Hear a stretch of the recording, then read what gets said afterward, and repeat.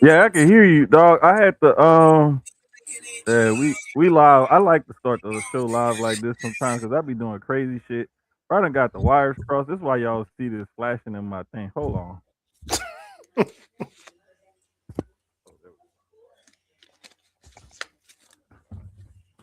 Yeah, the wire for the ring light got caught up in my headphone wire. I tell you, never know what Dog, you're gonna get. bruh, it's like I had everything set up like for the last like 20 minutes. And then I finally was like, oh, let me enter the studio and set the title and all of that shit, send the invite and all of that stuff. And then I was like, man, this air fryer is taking a long time to warm up these egg rolls, but you know how shit go. Yes, sir. But y'all also know how we like to get the show started, especially during football season. We only got a couple weeks left, so let's go ahead and kick it off. Hey, man. We The autumn wind is a pirate, blustering in from sea. With a rollicking song, he sweeps along, swaggering boisterously. His face is weather-beaten. He wears a hooded sash, with a silver hat about his head, and a bristling black mustache. Hey, I had to He bring this one in growls this as he week because it's storms gonna the be country, cold as villain fuck big and bold. this Hey, weekend. bro. The trees Are y'all getting that same weather we getting? Yes, bro. as he robs him of their gold. Yes. It's like The autumn from. wind It's is a really from where raider, y'all at, pillaging just for fun. all the way up to He'll like knock New you York. around and It might knock be you Bruh, further past down New York and too. laugh when he's bruh, the conquered and only won. the only counties locally that don't have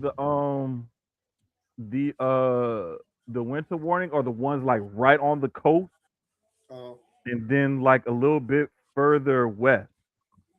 that's crazy, I want to bro. say it's like you got to still be like Austin, San Antonio, or just past them to not be in that warning Bro, down that here. I when I seen the map and it was like from y'all, or it might have been a little past, a slight bit past Texas, but it was like Yeah, literally bro. the going all. I'm talking about like Florida, Georgia, Yes. Mississippi, Alabama. All Wait. of Oh, here that it goes. Here it goes. is about to be cold as fuck. I'm trying to. I forgot to bookmark it earlier, but I had I was saw it looking at on it. like one of my apps, one of my weather apps, or something like that. And I got to re-download the one that like the insurance people and them be using the damn what is it, the NOAA, their maps and shit, because that's like the National Weather Service and stuff. But it's basically like a cold front that's coming from like Canada up north, like above the border. Like that front is starting somewhere up north and it's like slowly moving like southeast kind of. But you know what's crazy? We're getting, if it is snow or not, it was Hmm. literally like we were getting the worst of it. Yeah, Like yeah, yeah, everybody else isn't. Virginia is getting like the yeah, for sure. worst of that whole thing. Yeah, it shit is crazy, bro. It's like it, and I made sure like I went to the grocery store today and I got a couple of little extra things in the grocery store because I got shit here in the freezer and everything. So Yeah, like I'm same. good, but if like I may go tomorrow and get a couple more things or I need to whatever go get just to like be some sure. bread from somewhere because we did Walmart delivery today, and like Hmm. dude was like, it won't no bread. Like the bread he was trying to give us, I ain't never heard of that shit. I was like, nah, we Bro, good. that's why I go like find something from somewhere. I was gonna go yesterday or I should have. Monday. It I was should one have. of them days. Like I Monday, wasn't I thinking decided about it not for to real. go, and I should have went yesterday. But after I had finished cooking, I was like, "Nah, man, my knees hurting again. I'm just gonna chill." I ended up not going. So like earlier, I was like, "Nah, I'm gonna just get up and go." And it started raining, and I sat down. I was like, "No, I have to go." As soon as I heard that rain wasn't trickling no more, I was like, I was Listen, gone. I was out the door. it's gonna be crazy. I'm I was interested out the because it door. keeps changing. Because now it's some. I think earlier Shaw was telling me it's showing rain or something now. Like it's still supposed to snow Saturday, but then Hmm. Sunday is like an ice storm now or something like that. Which is actually Yeah, worse. I would much rather have snow than an ice storm yeah. See, the thing because is, ice like, storms knock out power and shit. yeah, like that's what they're saying here, like that we may get some of that. It's not gonna be as bad as it was last year with the snow, but they saying it's the freezing rain and the sleet Mm-hmm. that could have the ice that Because could that's weigh what down the always power lines and stuff. I was gonna say that knocks out power more than the snow does for real. Right, right. So So that's the thing. That's the only thing I'm really like kind of worried about. You know what I'm saying? Is just that knocking out that power and everything. So I'm gonna probably be making ice all night, all day the next couple of days just to make sure I got a little bit of extra to yeah, start filling up my cooler just in case. Cause I don't think it's gonna be too bad. It may be kind of I don't bad, but think so hopefully either. we get back online quickly if we do lose power. Praying that we don't, but if we do, I mean, I just hope it's restored quickly. That's all. Yeah, hopefully they prepare for this stuff, especially y'all. They prepared because I remember that last time there was no preparation and Bruh, y'all the was out worst. without the last two times actually. I remember last year we were talking about Yeah, it, and then when yeah. y'all had that real big one a couple years ago, The um, one 2021 or whatever. It was yeah, 2021. That that knocked one, the entire grid out. bruh, that one, I didn't have power for a couple days. That one was just poor preparation on like the governor and all them because Exactly. Because they knew that one was coming and they bro, the just one last year seemed like it was worse than 24 or 25. I'm sorry, seemed like it was worse than 21. yeah, and they were And better I was like, prepared last wait a year at minute, least. bruh. I'll never forget. Like the Facebook memory popped up earlier, actually, and that was the picture that I posted before it even got piled up and got hot. The other picture that I took, it was worse than that. It was way worse than that. And that's kind of like that was when people was like, "Oh, okay, yeah, now I see like the yard and this and that." And I was like, "Yeah, see what I'm talking about, all that fence and all that grass and stuff. Like I hate that shit. I just Hey had to man, fix the fence the other day." side note before we get into like the sports, I am getting into European wrestling a little bit more now, man. You I'm a Kuro and hey, Ricky Sosa. hey, let me tell you something. I was hip to Kuro for I've been hip to Kuro for about maybe 2 months now. Mm-hmm. About I'm still pretty new to him. Ricky Yeah. Sosa, I'm probably about 2 weeks in. That Mm-hmm. thing, bro, I like that little his entrance. I've watched like two of his matches, and the young man's good. I see it. He definitely Kuro is has the like one I believe has the like Kuro is Mo great. Bamba entrance, and Sosa has like the Chief Keef type entrance, if I'm not Yeah, mistaken. Sosa's is like he said it's a song. I was watching the interview a I little while can't ago. He said remember it the was bro. I just was it's a song watching he it did in like the studio. It's yeah, and his is more original. And then hold on, I'm yes, looking right at it. Um if you go back to the chat and peep the videos though, like you could get those vibes from those two songs. yeah, Kuro's is the Mo Bamba. Yeah, It's the aura with it. Like I'm watching it now. It's the way he like in the entrance, then he walk out smooth with it. Like, yeah, protect them yeah, two brothers dog. at all costs, man. That Like they, that. I've been on them probably a little bit less than you have, maybe a little bit less time than you have, because I know I noticed them like within the last 2 weeks or so. Yeah, they I know both it's been at going least 2 weeks. crazy viral right And now. I was Like, like, oh shit, like, and then I saw like clips of them wrestling, and it was one match that one of them had against. I don't know if they wrestled each other or if one of them wrestled another dude nah, or they something were like that. tweeting each other today though. I was peeping it. I follow both of them One of on them the had a match where his entrance was dope and his opponent's entrance was dope too. mm, And I was like, oh okay, but yeah, man, those two guys for sure, like yeah, protect those brothers at definitely all two guys that costs. I want to see. And I was happy also. While we in the weeds of it, I was also happy to see Darius make an appearance on TNA. I didn't see it, I didn't watch it yet because I'm trying to catch up on it. But Yeah. Because he been signed with them for a I while. saw the clip. I saw the clip earlier, like a couple hours before Only we started. only thing I do not like about Darius joint, I just don't. I love UK drill music. I just don't like his songs, like his interests. I feel like if he Yeah. changed it a little, I Hmm. get the 0121 because this is it's the back home joint. Right. But that's the only thing I like him in his in ring. Like I think he's real dope. Yeah. He's another one that's him. What's old boy that WWE using right now? Leon Leon Slater. Slater. Like Yeah. UK has some dope young black talent for real. Bro, we saw Slater and Derice one-on-one Mania ringside. weekend. It was Mania Yes. weekend, right? Yeah, Yes, yeah, yeah. bro, at Ashe. Bruh. I remember. Then we saw Slater again at the GCW Fourth Rope for the Culture thing. Mm-hmm.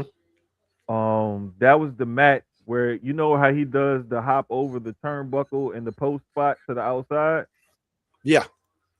Okay, he like scraped the post and had a big ass red welt on his back, like early in the match, and wrestled the Mm. whole rest of the match with that big ass like thing on his back, dog. Here he go with that shit. Let's go, Pats. Nigga, go back to TikTok live. Damn it. Come in here and Yeah, he piss me off. did. He wrestled like a couple. It seemed like it was one. I know it was one of those days. He had two different appearances. I know for sure. But yeah, Damn. man, the scene is healthy. It's great. It's Nah, good it to see really a lot is. of youngins coming up. And it's good to see them getting put on like in a major way in major companies and stuff. Bro, we gonna get to that, man. Relax. Like chill. This Yeah, ain't a wrestling he did show. a bunch. He did like I want to say he did like four. I think you're right, Dre. I think he did four or maybe five shows that weekend. I know Oh, one day that's I crazy. think he had two bookings. But they bro, like this is why what's her name? Maya World won Indie Wrestler of the Year for Fightful. Bro, Mm. Maya had, I kid you not, I think like six bookings that week between Thursday and Sunday. I want to say she had like six. It could have been Wednesday to Sunday or whatever, or the Monday. Maybe. Bro, she had like five, six bookings that week. Like, home chick was grinding. Mm. It was something else before we get into sport. Oh, yo, shout out to Yeah, our sister big Mika time.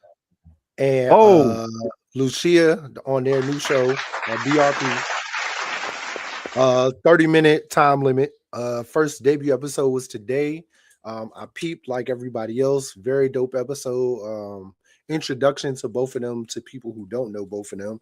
So definitely peep that episode, get to know them before they get into you know, really talking wrestling next week. Very, very dope show. Shout out to the ladies. We'll probably try to have them on here soon, do a little crossover type thing. Um, for we sure. know Mika knows sports. We might, do somewhere we see what Lucia know in sports and everything. But yo, I think definitely dope. I know she's gonna be good for the conversation, bare minimum, because she does like cosplay and stuff and things like that. Yeah, I So peeped. I peeped. yeah, yeah. So that's what I'm saying. Like I know she does a bunch of different stuff. So she should be at least good for the definitely good content. But yeah, man, definitely shout out to them. Um, Always got dang, to shout there sis we out. go. Want to put them out. Wait, hold up. There you go. Want to put them on the screen. That's their Twitter handle for y'all to follow. It's at 30MTLBRP, all caps. At 30MTLBRP. So go ahead and definitely follow their new page. Again, man, shout out to them. Major move for sis and shout out to BRP. Facts. Facts. The good brothers over there at BRP, For sure, for sure. That's family. Like for real, which for my I'm real. about to say which my good brother right here is a part of also. That's family. Like, but yeah, man, shout out to them, man. I can't wait to see what them girls got cooking because those ladies got cooking because I already know like they gonna be solid whatever it is that they do. Oh yeah, it's gonna be Um, fun every week. And I like that. I like that concept of like it gave me some ideas for some stuff I got coming up. I ain't gonna lie, I had text Mika and told her I might have to steal that 30-minute. Like I like because I'm like her, and you know this, like I go off on tangents. So I have like I got like somewhere I'm like 30, 45 minutes or somewhere. I gotta like get everything out in that. It might be a little better. So I like that though. That 30-minute and then because I mean a lot of wrestling, you don't have to have these hour long, 2-3 hour long shows when everybody's doing that. A quick little 30-minute mhm. recap. Like she said, they're not touching the mainstream or the Fed. So it's like AEW, International, the indies. Mm. It is not something going on every week. So it's really Right. just like a little AEW recap. And if there's an indie show or something, boom, Hmm. in and out. So I like that. Yeah. Yeah. They definitely. And the good thing about it is like knowing them, Marty, what up, Marty? they actually watch those products and are into those products and go to those Yes, shows and stuff. which makes it way So better. that Way that better. to me is the best thing because it's not just people that's just, oh, let's put out some content. No, they're actually going to these shows, watching these shows, actively following this stuff, and so they'll be able to give you a much better insight than somebody who's just scrolling through Twitter and re Going off of what they see. regurgitating the yeah, regurgitating the same thing that they see, just wording it differently and posting Yep. different pictures and stuff like that, videos or Genuine whatever. content from how Right, they feel and what they think and their right, thoughts. So right. yeah. Like Yeah, us. definitely shout out to them. Bingo. Speaking of, man, like, Final so, four. bro, we down to it now. I It's can't nitty lie. gritty time right now. There's only probably one team in this final four I saw being here, and Who that's that? the Seahawks. They're the only, and from me on my side, that's the only team I saw being here. Even though all four teams, I ain't gonna say the Rams. I think everybody had a different, probably NFC team at the end. Maybe the Bears, probably was the Bears or us, but um, I think for the most part, the general public for the most part had uh Pats and Broncos because of how the season's been going. Um, I'm not sure who I had AFC wise. It wasn't them though. I really had the Bills. I really had Bills Pats. That's what I thought it was gonna be. Um, that Bills implosion this season. I'm of Well, the I'm of the giving rope still, even though it was a great game with them and the Broncos. I felt like the Broncos should have dominated more because the Bills had less. Like they were missing so much. And it wasn't like it was like one or two. It was like a lot of key pieces on both sides of the ball. Josh Allen put the team on his back. Some mistakes were made, of course. He didn't have the best of receivers. And from that, Sean McDermott ended up getting fired. Uh, I understood that and don't understand that all at the same time. Because it's really been the same thing season after season. Injuries, mm-hmm. injuries, and injuries. So it's but it's an interesting final four. It's a cakewalk for the Pats. Because Jared Stidham, I mean, I'm glad you have faith in Stidham. No, he Mika, said he speaking has of zero the devil. faith in Stidham. Okay. I've read that wrong. Zero faith in Stidham. He said Mika, you zero missed what faith. we gave you hella flowers. Mika, you missed it. Hell Hella yeah. flowers. Big roses. Sure did. Stidham, I don't know. Stidham might shock everybody. You never know. We seen Nick Foles come in and win a Super Bowl. Hey, So you never know. yeah, you really don't know. And my thing is the only difference I had here was I thought the Texans defense was gonna beat the Patriots. But I said if they end up losing, it was gonna keep turning the ball over. I've seen so many people talking about having And what different they did. I've seen so many different debates over the last couple of days about the Texans and D'Amico and CJ. CJ had a bad performance. I don't think CJ can duck this one. That was just a horrible performance. Horrible. We're in year 3, going into year 4 next year, and I don't know. D'Amico, I think we can give D'Amico. I don't really want to put it on him. He did great this season with what he had. He also went through a lot of injuries throughout the season. Starting running back went down early in the season. You've had receivers in and out. CJ hurt. Davis Mills came in and won them a lot of games and kept them alive. And then CJ finished it down the stretch. CJ, on the other hand, we might. I'm thinking another season or two, and we got to start looking at. First off, I know I was No, missing we're last not week, gonna but we ain't gonna do that. It's a whole new week. we're not We ain't got gonna nothing to we're talk not about gonna look at we're not gonna look at here's the thing, because I've seen this and because I've next gone season back and forth with this about a bunch of Texans fans this week. I've seen Last that a lot. A lot of people were debating on that. so he was ass in 2 playoff games. One they was able to fade it, the other one they wasn't. But I also tell people, okay, yes, but look at all the changes that he's undergone in his first 3 seasons. Stand by the fact that the Texas play days. And here's another thing. No, they wouldn't have. He sound like one, huh? Be a Mills fan. There's a lot of them out there that's like that in the Texas fan base. Like the I mean, it's a fan lot of base, people that probably feel that way. bruh, is I crazy. think Mills is a better game manager in a sense, as far as like not. Yeah, the thing is, bruh, I keep telling people if he was so much better than CJ, he would be playing. No. CJ's better. CJ's the better option.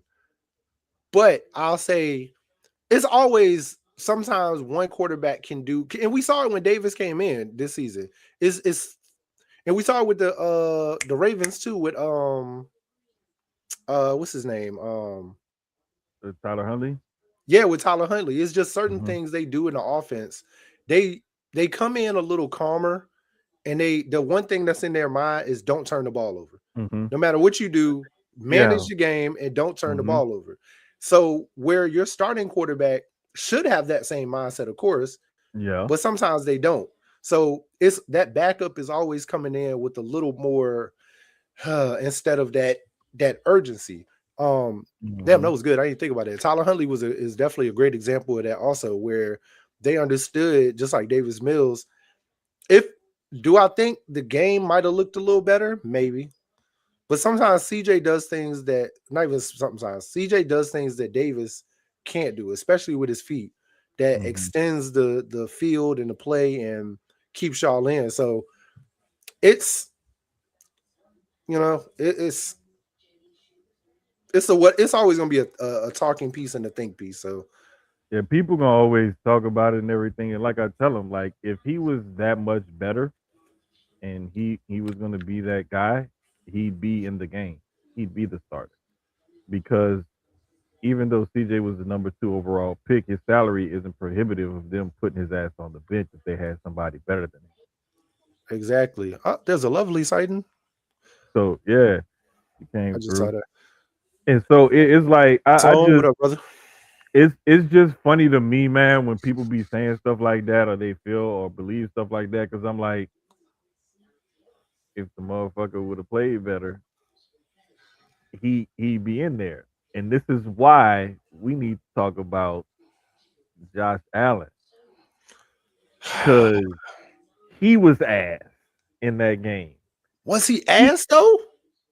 bro, all That them last interception went on him. The last okay, one was not on him. same thing. This one of CJ's wasn't on him.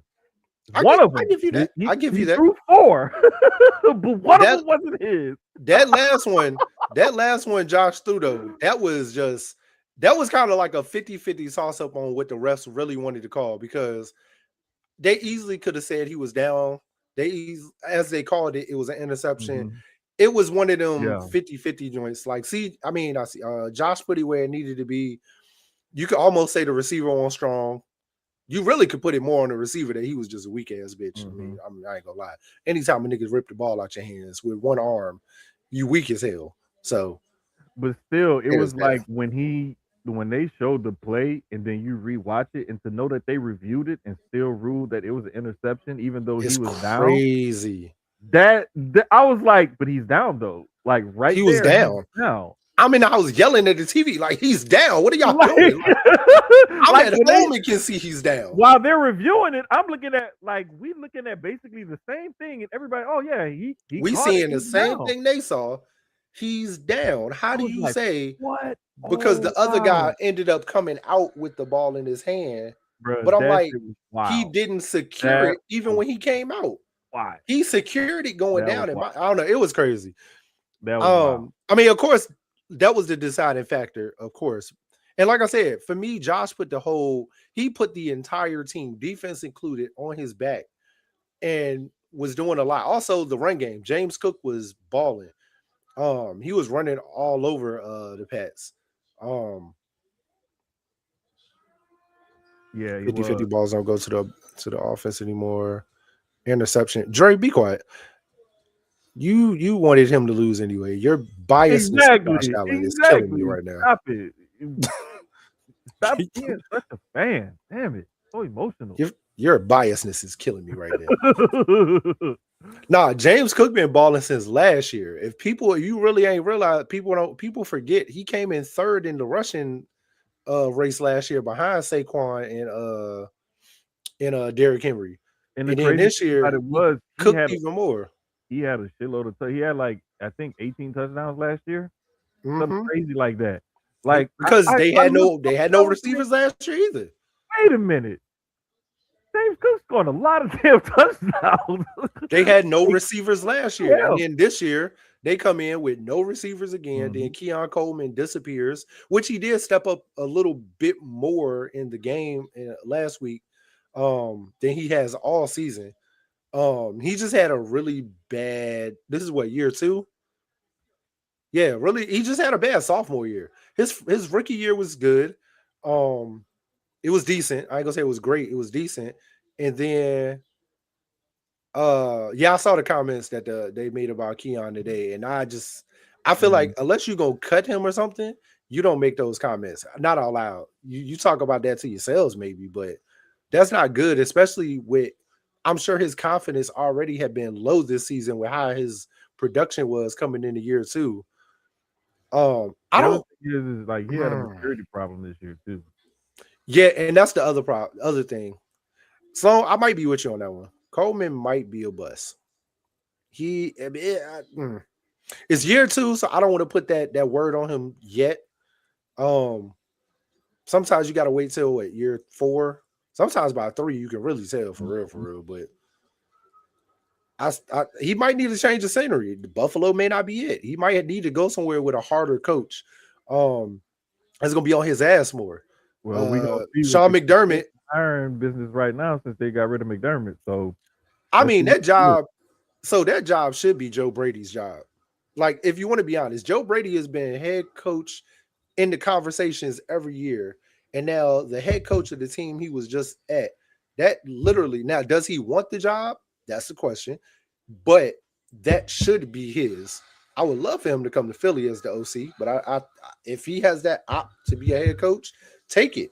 You're familiar with the team. You're familiar with the offense and defense. It's a perfect situation for you, to be honest, just to slide into. So some of these other we're gonna talk about that at the end, but some of these other hires have been interesting the other too. thing is Coleman might be wise, but also what you call it? Brian Daboll has like a connection with Josh Allen. Hey, Daboll.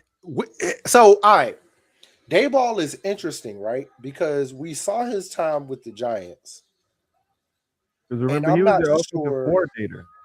I'm still tripping that he even got fired this season. I'm thinking I think it was more because of everything that happened with the Jackson Dart concussion stuff, more than anything else. But I'm like, once Jackson Dart started, once he got Scatterbo, before he got injured, they started cooking.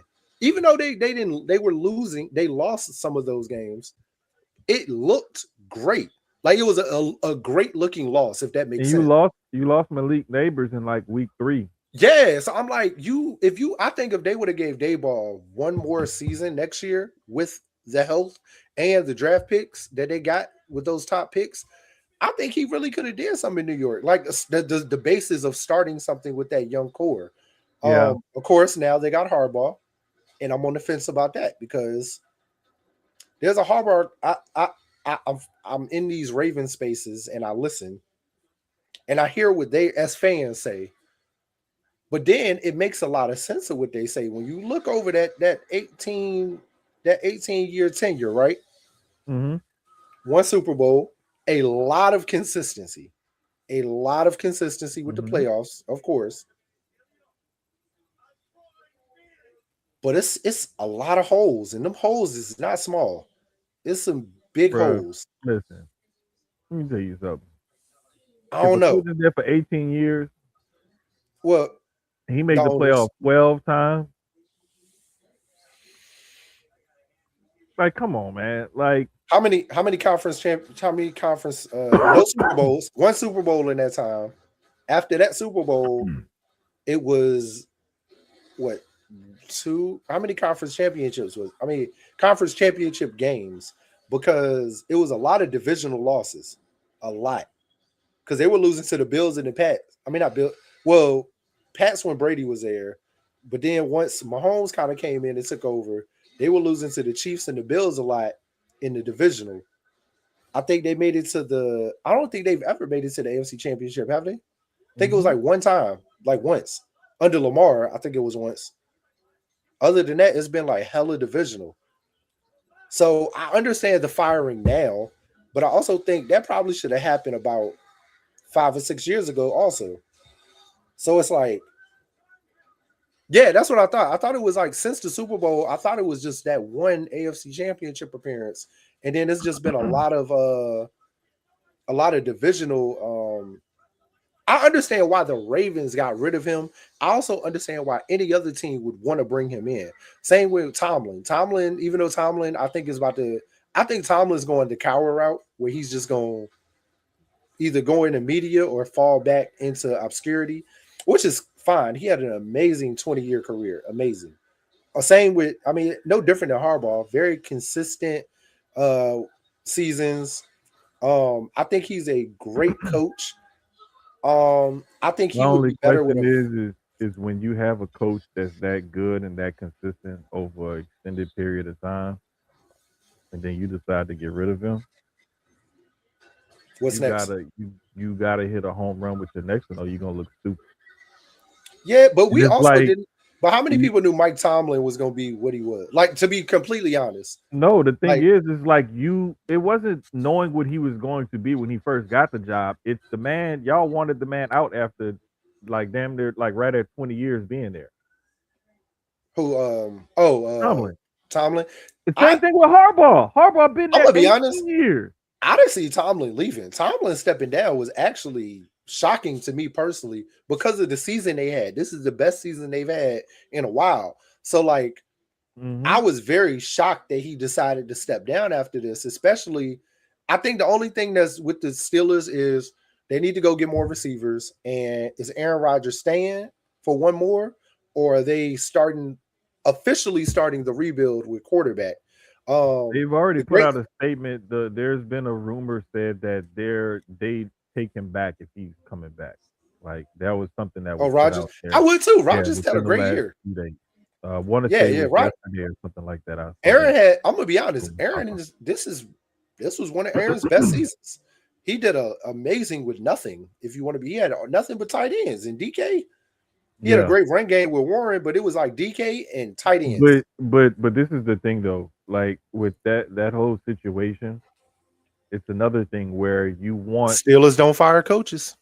you want to get to a point where well we need to get over the hump. We need to get over the hump. Okay, well you have Mm-hmm. to find somebody To that get you can over. do what that previous coach did, but better. And the odds say that you will not find something better than what you had. Yeah, it's rare. I mean, they did. I mean, they had Billick, and then they get Harbaugh. Um, Hell, I didn't even realize that the Ravens have only had 3 head coaches in their history. Also, Harbaugh was the third, and then he had the longest tenure. Billick had the second longest, and then the first coach was only there for like a season and a half or something like that. Mm-hmm. And then Billick came in, and then Harbaugh's now. So this is only their 4th head coach. They also are new to, just like the Steelers. Steelers only had 3 in there. Was it no? Yeah, 4. I think it was one before Chuck Noll, then it was Chuck Noll, then Bill Cowher, then Mike Yeah, Tomlin. the one before Chuck Noll was only there. Same thing. It was like maybe Yeah, a he was season only or there for two. like a handful of seasons or whatever, and then Chuck Yeah, Noll came short in and took tenure. Then over. Chuck Yeah. Noll. So same thing. Neither one of them are used to the head coaching search, so they're definitely going to take their time. Mm-hmm. And neither one of them have gotten it wrong so far when they've done their due diligence. But But I Right. will say with the Steelers, that was under the old regime, and now we're dealing with the kids now, and it's different than same thing with the Raiders. Like it was different under Al. Then his son takes over, and it's been a little different since then. So a lot of times the kids don't get it right. No, no, no, no, no. And I mean, the thing is like you That want Raiders to. job, I actually love the Raiders job too. And I've been saying this, and nobody agrees with me. I'm more of a builder. I like the rebuild thing. I like some of the bones that the Raiders have, the run game, the tight end. I love Brock Bowers. Um, I like that one wide receiver, Trey Tucker. I like Trey Tucker.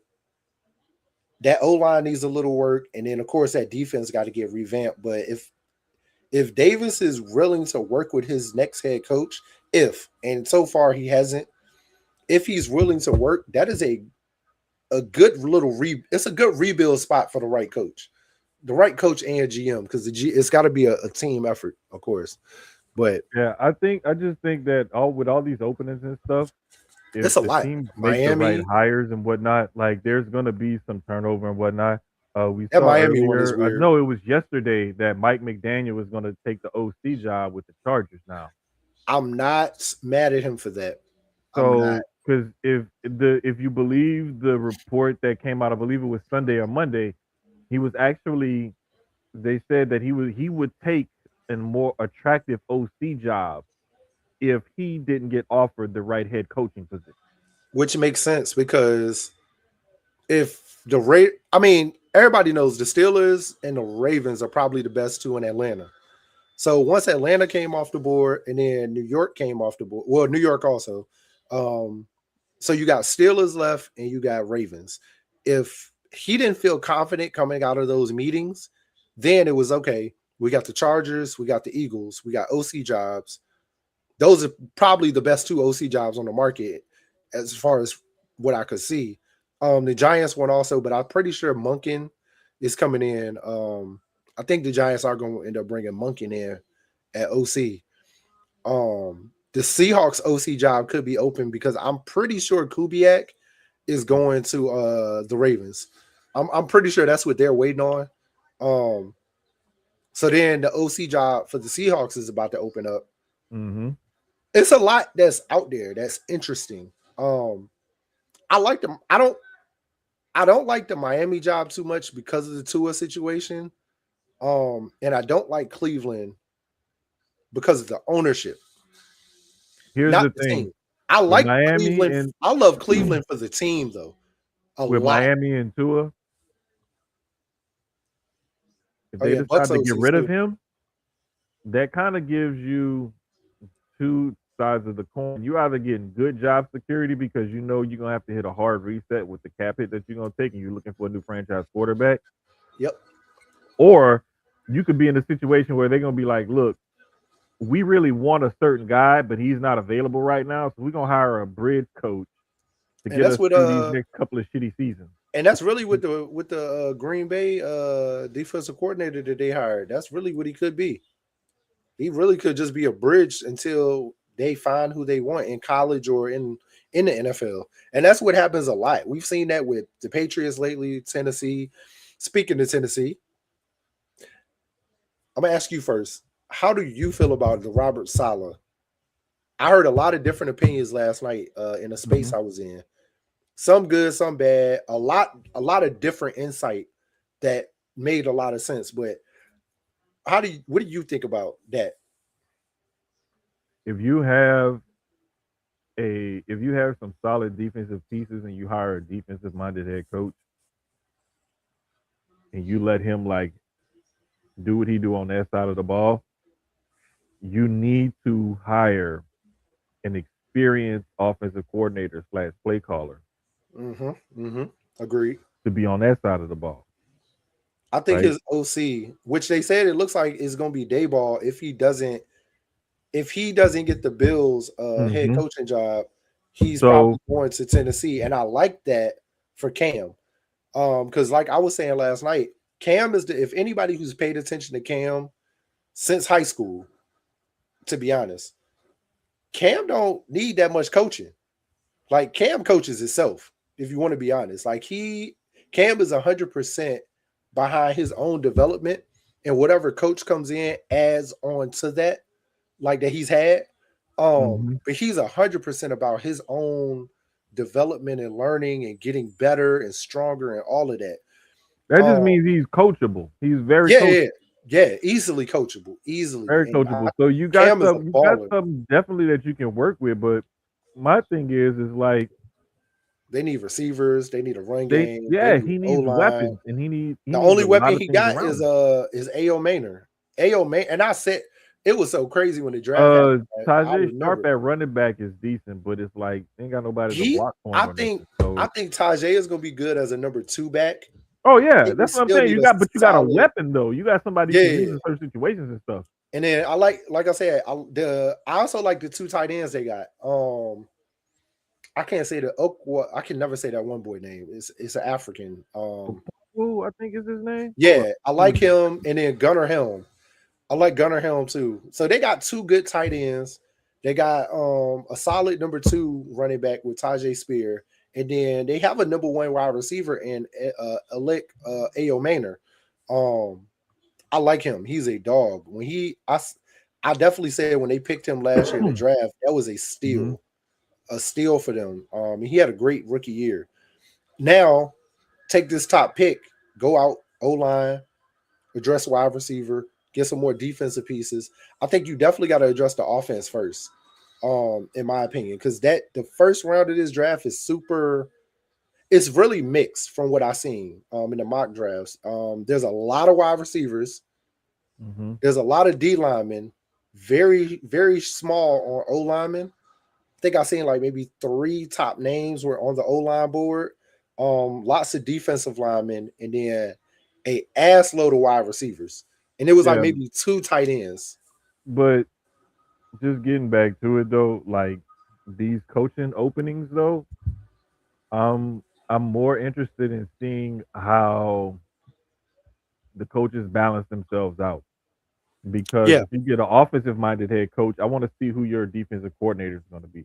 I mean, I'm hmm still interested in who you're going to install on the offensive side of the ball, of course. but I want to see like how you build your Because staff even if and you're everything. offensive minded, you still, unless you're going to be the OC and do all the play calling, you still got to bring in, like you bringing in an OC that's just as strong as you, or somebody that's not as strong as you, and they're a little You weak, want to bring so in you somebody can that kind of puppet complements them. you, Exactly.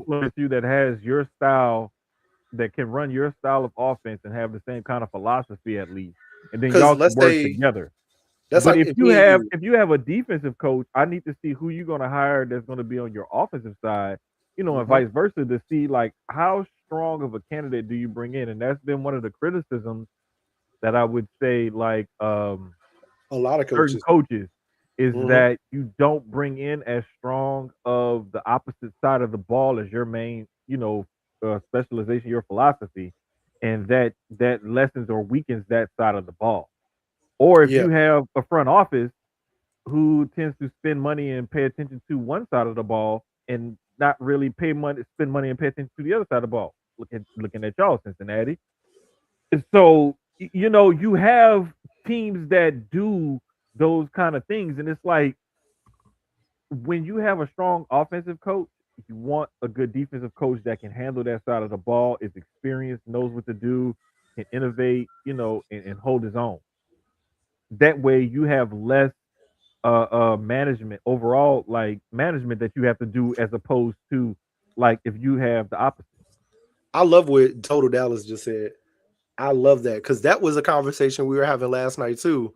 Is if you realize lately, But that's all a part especially of filling out a good staff. yeah, but if you realize lately, a lot of teams lose OCs more than DCs because OCs become head coaches. DCs do also, but the crazy thing is most DCs go right back to being DCs after being head coaches when they get fired. There's a couple that'll get jobs again because they were pretty decent at head coach, and the owner might be like, "No, we're the better position for them or a better situation." Hmm. Um, but if you look at the Super Bowl, the last few years they've all been won by offensive minded head coaches. Like we haven't had a I forgot who they said it last night, and I can't remember who was the last defensive head coach that won a Super Bowl, but it's been a Hmm. very long time. Oh no, So it's been a minute, but my thing is like you can win with both. You just have to have the right combination. Is all I'm saying. You have to have the right kind of balance. You have to have the right kind of balance. The reason why Zach Taylor hasn't gotten fired is because Joe Burrow keeps getting hurt. You can't blame him for yeah, your franchise they quarterback constantly being the hurt. owner Like understands it, and they've been giving Zach Taylor rope. plus plus Mike Brown is cheap. He don't want to pay him to go away. No, I'd Like rather let it's you a ride your combination of the contract out. two. It's a combination of the two. Like come on, man. Let's Sometimes you just got to do that. Some owners are just like, fuck it, I got to get rid of you. I'll just pay you. yeah. Sometimes you just gotta let them ride For that last example, the year or two Raiders out. are literally paying six coaches right now. Yep, They're paying six coaches. Six. because what Six. did they do? Get a coach, fire him within a year. Yeah. And it's like that They that's just the did that with Pete Carroll. This is what the third coach in a row yeah. that lasted a season. This is the thing that I keep telling people every time they want to get rid of this coach or get rid of this player or do this, do that. Okay, then what? Then who do you hire? Who do you draft? Who do you sign as a free agent? Who do you trade for that can logically come in and do a better job than what you already had? Hmm. If you can sit down and tell me that and logically play that out for me and explain it to me where it makes sense, and it don't sound like you've been on 2K or Madden or some shit, okay, cool, we can have a conversation. Outside of that, I can't talk about it because it's like you get too emotionally involved in it because you're a fan and you can't look at it objectively. And this is why I can talk to some people about it, but I can't talk to everybody about it. Because it's Yeah, like you're gonna get too emotionally involved as a fan and not be able to look objectively at the situation. And it's like that's cool. I don't have no issue with that. It's just like I can't really be in a serious conversation with you we about it. can't have a if you're not looking at it, the totality of it, Yeah. instead of just being just again like the Josh Allen situation, like a couple other things. Like for me, I look at it like, all right, look at CJ. Same thing. CJ was missing a lot of weapons this season, but Hmm. he got through the playoffs, got to a point where they could go further, and he fucked up. Same thing with Josh, like y'all said, like he had turnovers that shouldn't have happened. Hmm. But he got through the season with nothing. So it's like on one hand, you gotta commend them for that part, but then it's like you commend them and give them rope for that part. But then once Hmm. you, it's like you're in the game, you could have won it, but you fucked up. So it's hard, it's tough, but you got to see it from a total lens instead of just I don't like Josh Allen anyway. Fuck him. Right. Cool. There's nothing wrong with that. You're allowed to feel that way. I have that same sentiment when it comes to Right. anybody who wears that star. Fuck them. Anybody who wears the Giants or the Commanders, fuck them. And, But and that's also I can look at it from a non-biased fan standpoint of, well, damn, their season was like it was because of X, Y, and Z. exactly. Washington, like I heard so many people that were going hard on Jaden this season, and I'm like, the man was hurt. He spent majority of his sophomore year hurt. Like, what did Yup. y'all expect? What do y'all want?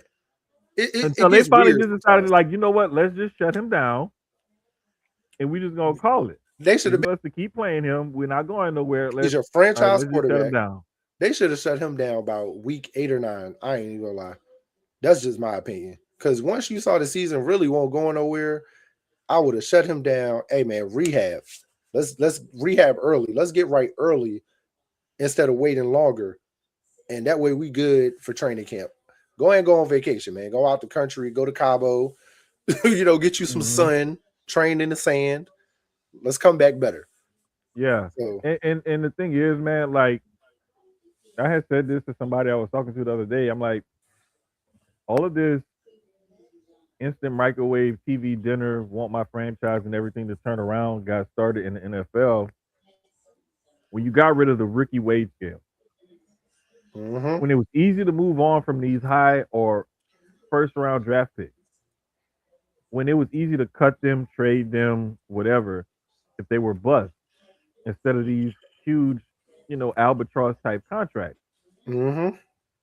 When that became easier, it was like, okay, we can find better players and go from worst to first much quicker than we used Yep. to be able to. Okay, so now I want to see that same turnaround that I see everybody else doing.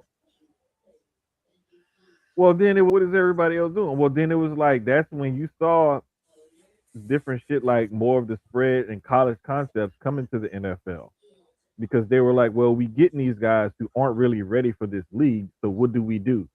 Well, let's adapt our offenses and defenses and stuff to what they do in college. So that way we can bring more of those concepts to the pros so they're ready to play quicker. Mm-hmm. Now you start seeing offenses and defenses change and whatnot. And it's like when it became easier for teams to turn over their rosters and stuff like that, that's when it became more expectations placed on the coaching staff in the front office to find the right players, find the right coaches, get the right system, win now. So it just became a vicious cycle. And you get coaches like Sean McDermott, John Harbaugh, that get fired, Mike Tomlin that gets pressured and steps down, and you have people wondering why a guy like a Zach Taylor still has a job and different things like that. And it's like it's because of the pressure cooker way that the league is judged now. This is why people are calling for players' heads and calling for coaches' heads and GM's heads is because they want to see results yesterday. They don't want to wait for Mm-hmm. nothing to cook. Nobody wants a 5-year rebuild. There's No, no nope, unless your exactly. team has been ass and you understand it. Other than that, people don't want to see a Steelers rebuild because that's what they should be in right now. They really should be in a rebuild. They should have been in one. They've really been in one since Ben Roethlisberger left. We saw the Patriots just go through a quick one. They went through about a good. They had after Bel. This is what season 2 since Belichick been gone. I believe it's three, two or three. I can't remember. I'm gonna have to look it Like up. I think so. I think it's like 2 or 3. No, it's 2. Because last year they had this is Vrabel's first year. Because which one And they call it had was that. I think they only had that 1 year under Mayo. yeah, Mayo last year and then Vrabel this year. So they're in year 2 since he's gone. So they had a quick turnaround. I don't think the Ravens are in rebuild. They're just in revamp. The Hmm. Steelers may not be in the Steelers honestly may not be in rebuild. They may I think they might slightly be in revamp. Miami is in rebuild, whether they want to believe it or not. Cleveland's been in a rebuild since they got in the league. Um, the Raiders have been in a rebuild since the 90s. No, not 90s. Since when was that Super Bowl? Oh one 2001, one 2002. something like It that. was They've early been in the 2000. Yeah. Raiders been in a rebuild since then. Hmm. Um, 20 years. Arizona is so Arizona's the job I don't hear a lot of people talking about. Arizona is a very interesting job that I also like. You Oh, just have somebody to earlier, figure, one of the Dre's earlier said that was a yeah, sleep. yeah. It is a sleeper though. It really is because, but Oh, here it with goes. that being a sleeper, you have to figure out the Kyler situation. The Kyler Yeah. is Kyler.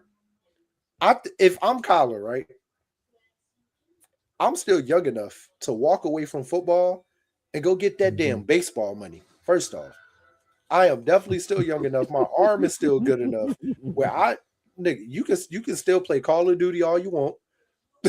You can still do that and go play baseball, bro. But I definitely think you explore trades with him, which will probably force him to go play baseball because he probably gonna go somewhere he don't want to go. And I think it's time you start looking at another quarterback. Whether it's this, it may not be this season because so many quarterbacks have decided next year is going to be QB heavy, super QB heavy, and it's going to be amazing to watch. Um, a lot of wide receivers because you got Jeremiah Smith that possibly could come out next year, his junior year. You got Ryan Williams Hmm. that possibly could come out next year after his junior year. Yeah, it's gonna be. I can't wait till we get to next season already. That draft is gonna be phenomenal. Um, but there's not a lot of quarterbacks this year. So it's as each quarterback has decided to fall back and be like, nah, I'm gonna wait. Now a lot of these teams are looking at different positions now. Now it's like maybe I got to keep the little quarterback I got, or I got to see what's out here in free agency because I would use this top draft pick on a wide receiver now, or a D lineman, or another key position that they need. But I do like Arizona. I like Arizona because they just need the right coach. Kyler needs the right coach to get into his head. That defense, the offense is there. I like Trey McBride, Maserati Marv. The run game is pretty solid too. So, just as wait, he said they saved 39.5 million, bruh. They also gonna have a $53 million cap hit. So that pans out to 53, 39 and a half. It's not that. It's not that. It's not that. Like it's not that cut and dry, because you have to look at the amount of money that he has left on his contract and this and that and the dead cap and all of that kind of stuff. And so, who's going to take on his contract if he gets traded? Do we keep it, or is it the next team? It's a lot that goes into it as far as trading him. It's not, and I'm sure they're doing their due diligence right now to even think about that for sure, because that's a real thinking piece. Like, but that's also for the next head coach once he comes in to be within that discussion of, all right, what do you think about Kyler? What do you see from Kyler being somebody that we can continue to build around going forward? Is he our franchise guy? Or do you think we need to move on? You know what I mean? So I'm it might be time to move on from Kyler. And let's figure something else out. Third overall pick in the draft, right? With no quarterbacks. After Mendoza, it's like you got Nussmeier. Ty Simpson. Did Ty Simpson move up the board with everybody pulling out? Yep. Because I think Ty Simpson slid a little. He was very top. He was what? They had him in the top 5 discussion for a while. Oh yeah. And then he started sliding. I'm not sure what happened. I'm sure it was like play and stuff like that. I think with less quarterbacks, he's gonna slide right back in now. Carson Beck is still there. I still think Carson Beck is a 2nd or 3rd rounder, maybe 4th. His age, of course, is going to play a factor. But then we see with Bo Nix, that age don't mean shit. It's all about how you play on the field. Yeah, and I keep telling people that, like, and I seen so many people say that about Bo last year. He's too old. I remember I said it. Denver was the best place for him to go. That was a great situation for him. All he had to do, and you can tell because, like, you saw the reports early last season of him and Sean Payton going back and forth, whatever, right? And then you started seeing him, like, really lock in. And that's when they actually took off last year. And I kept telling Dre all offseason, I was like, hey, bro, if Bo Nix actually locks in with Sean Payton, he's going to totally avoid a sophomore slump. Yep. And you're going to see him play a hell of a lot better this coming year. Oh, Look yeah. what the fuck happened. Same thing like I was telling, when I realized, because I didn't even realize, like, for example, Marty, I didn't even realize Marty was a Patriots fan. I knew House was. I didn't know Marty was. Oh, yeah. Oh, trust me, I knew. And we was talking, he was like, man, Drake May, man, he kept being mad that they traded Joe Milton. I remember. We were in the chat. We was all in the group chat, and he was pissed. So now that's what's funny to me. I'm glad you said that. As I go in the chat right now and remind him of this. No, because the thing was I was like, bro, you really need to relax because you got a good quarterback. Man, I don't know, man. He's like Drake May ass and da-da-da. Joe Milton was already. I said, just watch. Just wait. Just watch.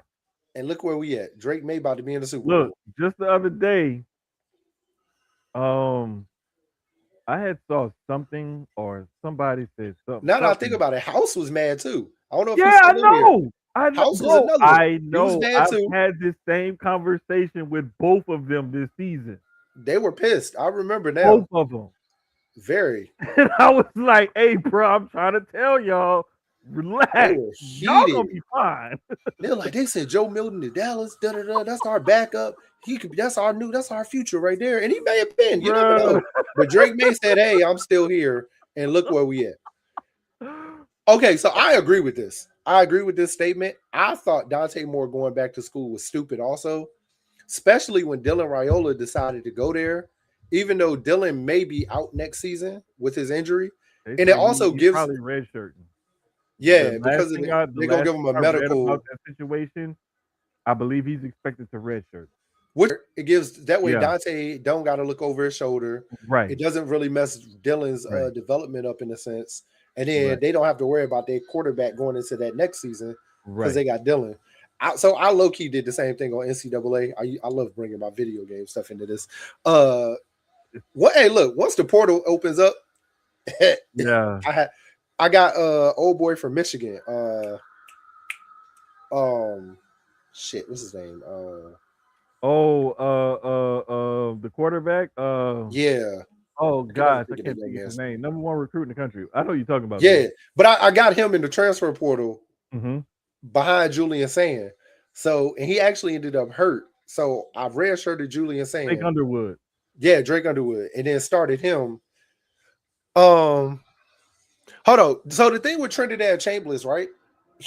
They fully denied him, and he is And going into the draft. and the thing is I keep telling people the reason why he fought so hard to come back for another year is because the information that he's been getting is that he's not going to be a high draft pick, even And with it's all mostly these. because, and I think it's mostly because of the time he had in JUCO, and then he only had one Vision D1 year. So it's Right. like Because last year I I like believe he Chambliss was though. I can't remember what school he was at last year. He was at like James Madison or like It was some D2 school or something like that.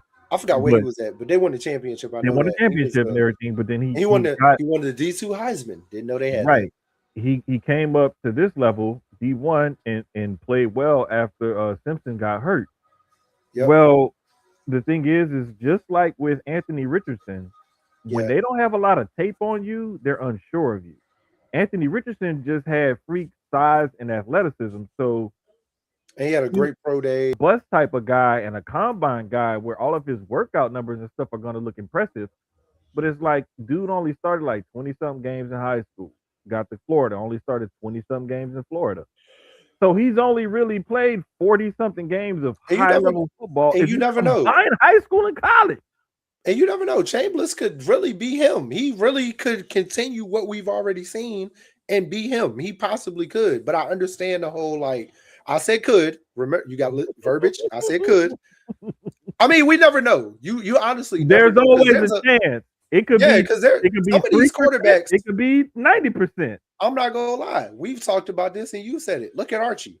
Archie comes from a lineage of fucking amazing quarterbacks, and he played more like his daddy. When his daddy played quarterback, his daddy was a wide receiver. So Bro, like all I know is Archie knew I need one more year because this that if I was gonna go in after this, but I'm the not other afraid. thing, when you look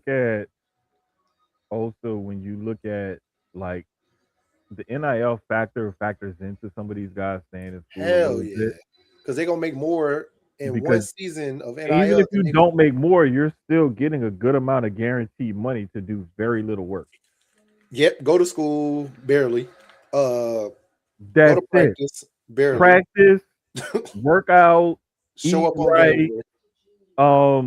Go to fulfill practice whatever type of barely. school obligations you have, Yep, and that's it. That is it. And it's like you getting paid millions of dollars, or some of y'all hundreds of thousands of dollars, tens of thousands of dollars to do the basic things for a student athlete. And it's like, if bro. I'm not going to get drafted where I think I'm going to get drafted, why not go back and accept that easy bag and try Definitely. to improve my stock? Like it just Not made even that. NIL, transfer portal, like all of that factors in now because now a player can literally go to 4 different schools, 5 different schools. Their entire like literally every season they can be like, oh, got my money from y'all. Time to go on to the next one. Like because some of them NIL deals are only for one um year. They not I even full. believe there's one school, Duke is suing their quarterback, Darian Mensah, I believe is his name. Oh yeah, because he's leaving. He violated the contract. Um, some people are upset at Malachi Tony from Miami for entering the portal. Bruh, I'm Um, pissed. I am pissed. There's also like Unless he comes to Ohio State, then I oh understand. gosh, I can't remember the kid's name. TJ He something. want to go to LSU too. I saw that. I saw that was TJ one of the schools. No, it was like That Tony, Florida. It was no, I want to Florida, say it was Ohio like State. Florida, Ohio State, and like Penn State or some shit like that. Like it was three different. I can't remember what kind of schools, but it was three different schools. I ain't gonna lie, But Malachi Tony is him. As long as he got the right quarterback, he is mhm. him. Yeah, He's a but game changer. there's just like there's just like a lot going on. It's And hard my to thing rebuild is when you yeah, got players doing that. yeah, but my thing is like the NCAA allowed this to happen because they lost it in court, and they just decided to have hands off ever since they couldn't get their way from the beginning. And ever Yep. since they decided to be hands off, now it's the Wild West, and it's getting wilder. And now it's like, oh wait, we have to do something about this. And then the coaches changing schools and stuff now, and it's like, wait, we got to do something about this. They just need to come up with a system and a schedule that mimics the NFL. Have a Yeah. true off season where there's no player or coach movement until after certain dates have been met Yep. and whatnot, and then there's no player movement until after certain dates have been met. And call it a fucking day. Create a schedule. This is when we're I'm going to so start. glad. I'm so It- glad it's so easy. basketball it hasn't gotten out of control as I thought it was. And remember I how actually people were. Remember how I thought it people was were gonna be crazy worse about for the one and basketball. done, I thought basketball was gonna be worse with the bruh. player movement, and it hasn't been. I mean, we've seen some people move around, but it hasn't been crazy like the way football has. Here's the Football, we're thing. watching key players Hmm. like a Malachi Tony, Yola.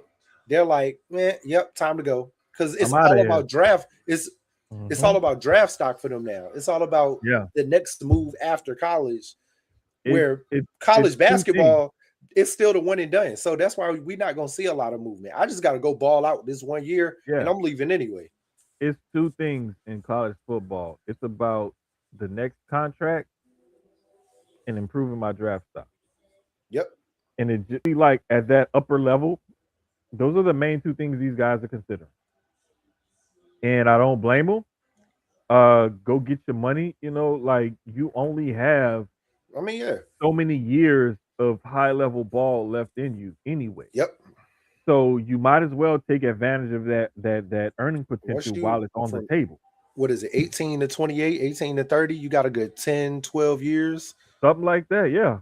And 12-year shelf window. this is why like when I see some of these baseball players fighting for some of these deals and stuff, and why the CBA and the owners and everything is so contentious in baseball, is because they want to protect those guaranteed contracts, and they keep fighting to try to get those guys paid earlier in their careers instead of the team having so much control over them for the first part of their career. Yeah, and And, that and money being on the back end like that.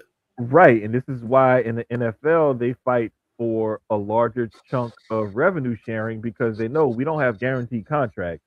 So if we could at least get the pie, our piece of the pie a little bit bigger, then we create a bigger pool for all of us to go. NBA is kind of a blend of both because they have guaranteed contracts and they have a good chunk of the pie too. Mm-hmm. So they really got the best of both worlds. But it's like, this is why you see those labor struggles in these professional sports leagues is because everybody wants to try to get as much as they can while Mm-hmm. The they're players want yeah. to make their money while they're there. The league is like, Mhm. yeah, but we want that money now too. So So real quick, with these conference championship games coming up this weekend, the way I whew, see it, I got the Patriots winning, and I of think that course. game is going to be closer than what most people think. I got Um, passing Rams. I got the Patriots. It's going to be like something like 20-17 or 20-13, something like that. Mm. Um, I think it's going to be a one score game. I'll put it to you like that. Uh, and I just keep feeling it for whatever reason. I'm gonna keep riding with the Rams. Yeah, hey, listen. I'm gonna keep riding with the Remember Rams. what I told y'all a couple weeks ago before the playoffs? I said it. I said Hey, the dog. Rams, the Rams are they're the sneakiest team that was in the playoffs. Hey, And as dog. they've won. And you got the veteran coach, you got the veteran quarterback. You got veteran wide receivers now, and Devontae. The run game, Corum is finally stepping up. Puka, having Puka and Devontae at the end of that game this weekend, getting it to like that's Bro, this is the other thing Parkinson, like the tight ends. They have them two receivers, them two like alpha receivers that are technicians, route runners, will run any route on the route tree type of guys, right?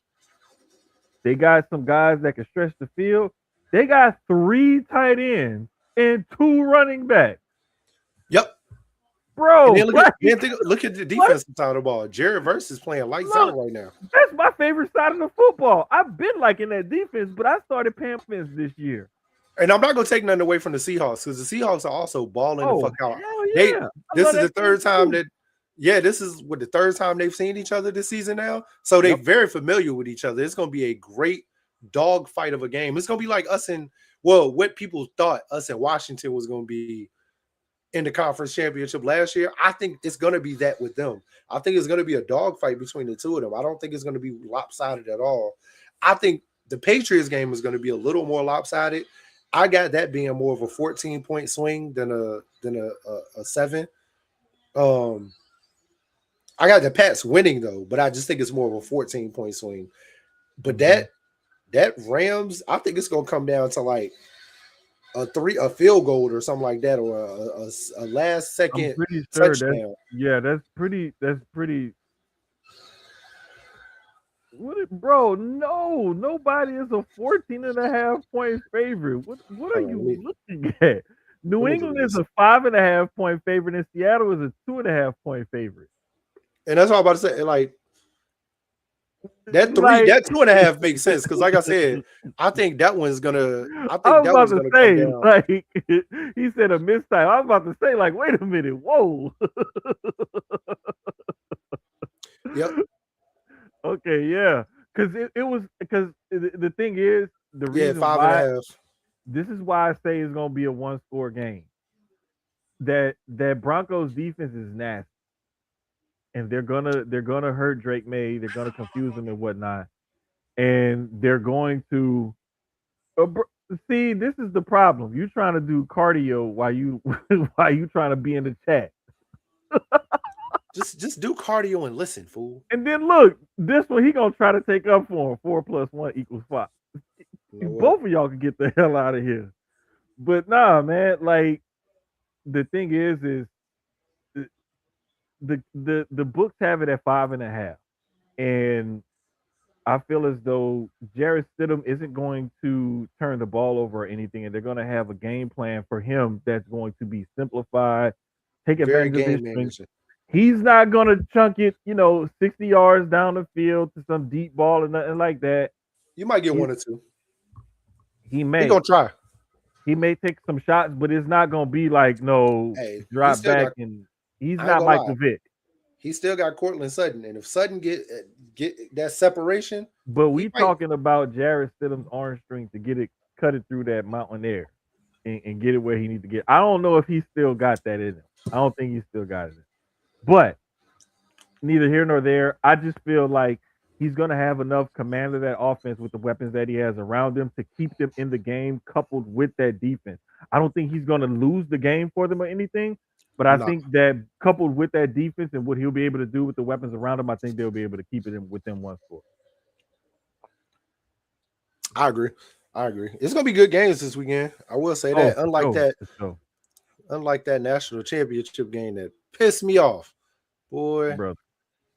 Good game. Hey man, listen. It was a good ass game, and I was glad Miami was able to fight back and make a game of it. Yes. My only thing with that game was like, Mario had some questionable. It was the when they got the punt block for the touchdown. Mm-hmm. I felt like he should have went for it. I felt like in this the national championship, I excuse me, I get playing it safe, but it was like what, a 4th and 1? Go for it. Bro. Go for it. You're right. Just go for it. At that time it's 10-7 and the ball is like if you miss it, they get the ball in the red zone now. I mean, they gonna score Like either way. you don't do you punt the ball. You do exactly what they did. You punt. You don't go for a 4th and 1 that deep into your own field. Hell no. The fuck? This is why I say I'm glad some of y'all just play video games and don't be actual real coaches. Cause y'all would be like I like three my and coach. 3 and 10. I'm not gonna lie to you. I have the mindset of my coach though. I like aggressive football on the offensive side though. Like I think if you have regardless, if you have the personnel, you draw up the play for it. Oh, Bro, I don't punt. I hate punting. there's aggressive I don't punt. and there's crazy. I don't know. I just feel like that in that certain instance, I don't think that was crazy though. I just feel like 4th and 1, you got. I don't know. I'm just different. I just feel like you got to try because that punt block just changed the whole. Up until they started coming back, it changed going into the half. It changed the entire trajectory of the game at that point, and it was like it took the air out of everything they were doing. Everything. Great game. I mean, shout out to Indiana. It went exactly, I guess, as some people say, it went exactly how it was supposed to go. Similar to the LSU year when they won it. You know, quarterback got the Heisman, National Player of the Year, like just got everything. So Except Joe Burrow had like twice as many yards and touchdowns. way more, way more. But there was a lot of questions about Mendoza at that were answered and then unanswered all at the same time. Let me tell you something. I got into a thread with my buddy that does the draft profiles, and it was Quincy Avery, the quarterback coach for like Deshaun Watson and them. Mm-hmm. So one of them had said something about the amount of RPO plays that Indiana was running that night, and the other one responded, and I was like, you know what? I'm glad I could talk football with some people who see the same shit that I be seeing, because I'm like, the fuck are y'all doing? And then we all thought about it, and Lance was the one who was like, you know, maybe that's what they're trying to do to combat those two defensive ends. And I commented, I was like, if you think about it, it's smart because when you got Bain on one side, Messidor on the other side, if you make one of them, if you make one or both of them free, if you make at least one of them freeze because he has to try to do outside containment, you giving the running back a free run up the middle. And that's what was happening. Right. And that the one time they was like, all right, we ain't even gonna do RPO back here. We gonna go for it. And it's 4th and medium. We gotta throw it, or so you thought. Mendoza went back and was like, hey, let's go, quarterback draw. Surprise, bitch. And it was like, oh shit. Because for the most part during that game, Messidor was in. It was more Messidor than Bain. He was in that man's face. He put hands on him damn near every time. This is the what refs weren't calling it. This is it was a lot of. It was a couple of times. It was a couple. You're right. It was a couple of times where they hit him in the head or something like that, and I was just like, ooh, like I didn't really. I think there was only once when they hit him kind of late when I thought they should have threw a flag. Yeah. But for the most part, I saw what you were talking about. But it was like Messidor was getting there, but then Bain was beating the block more.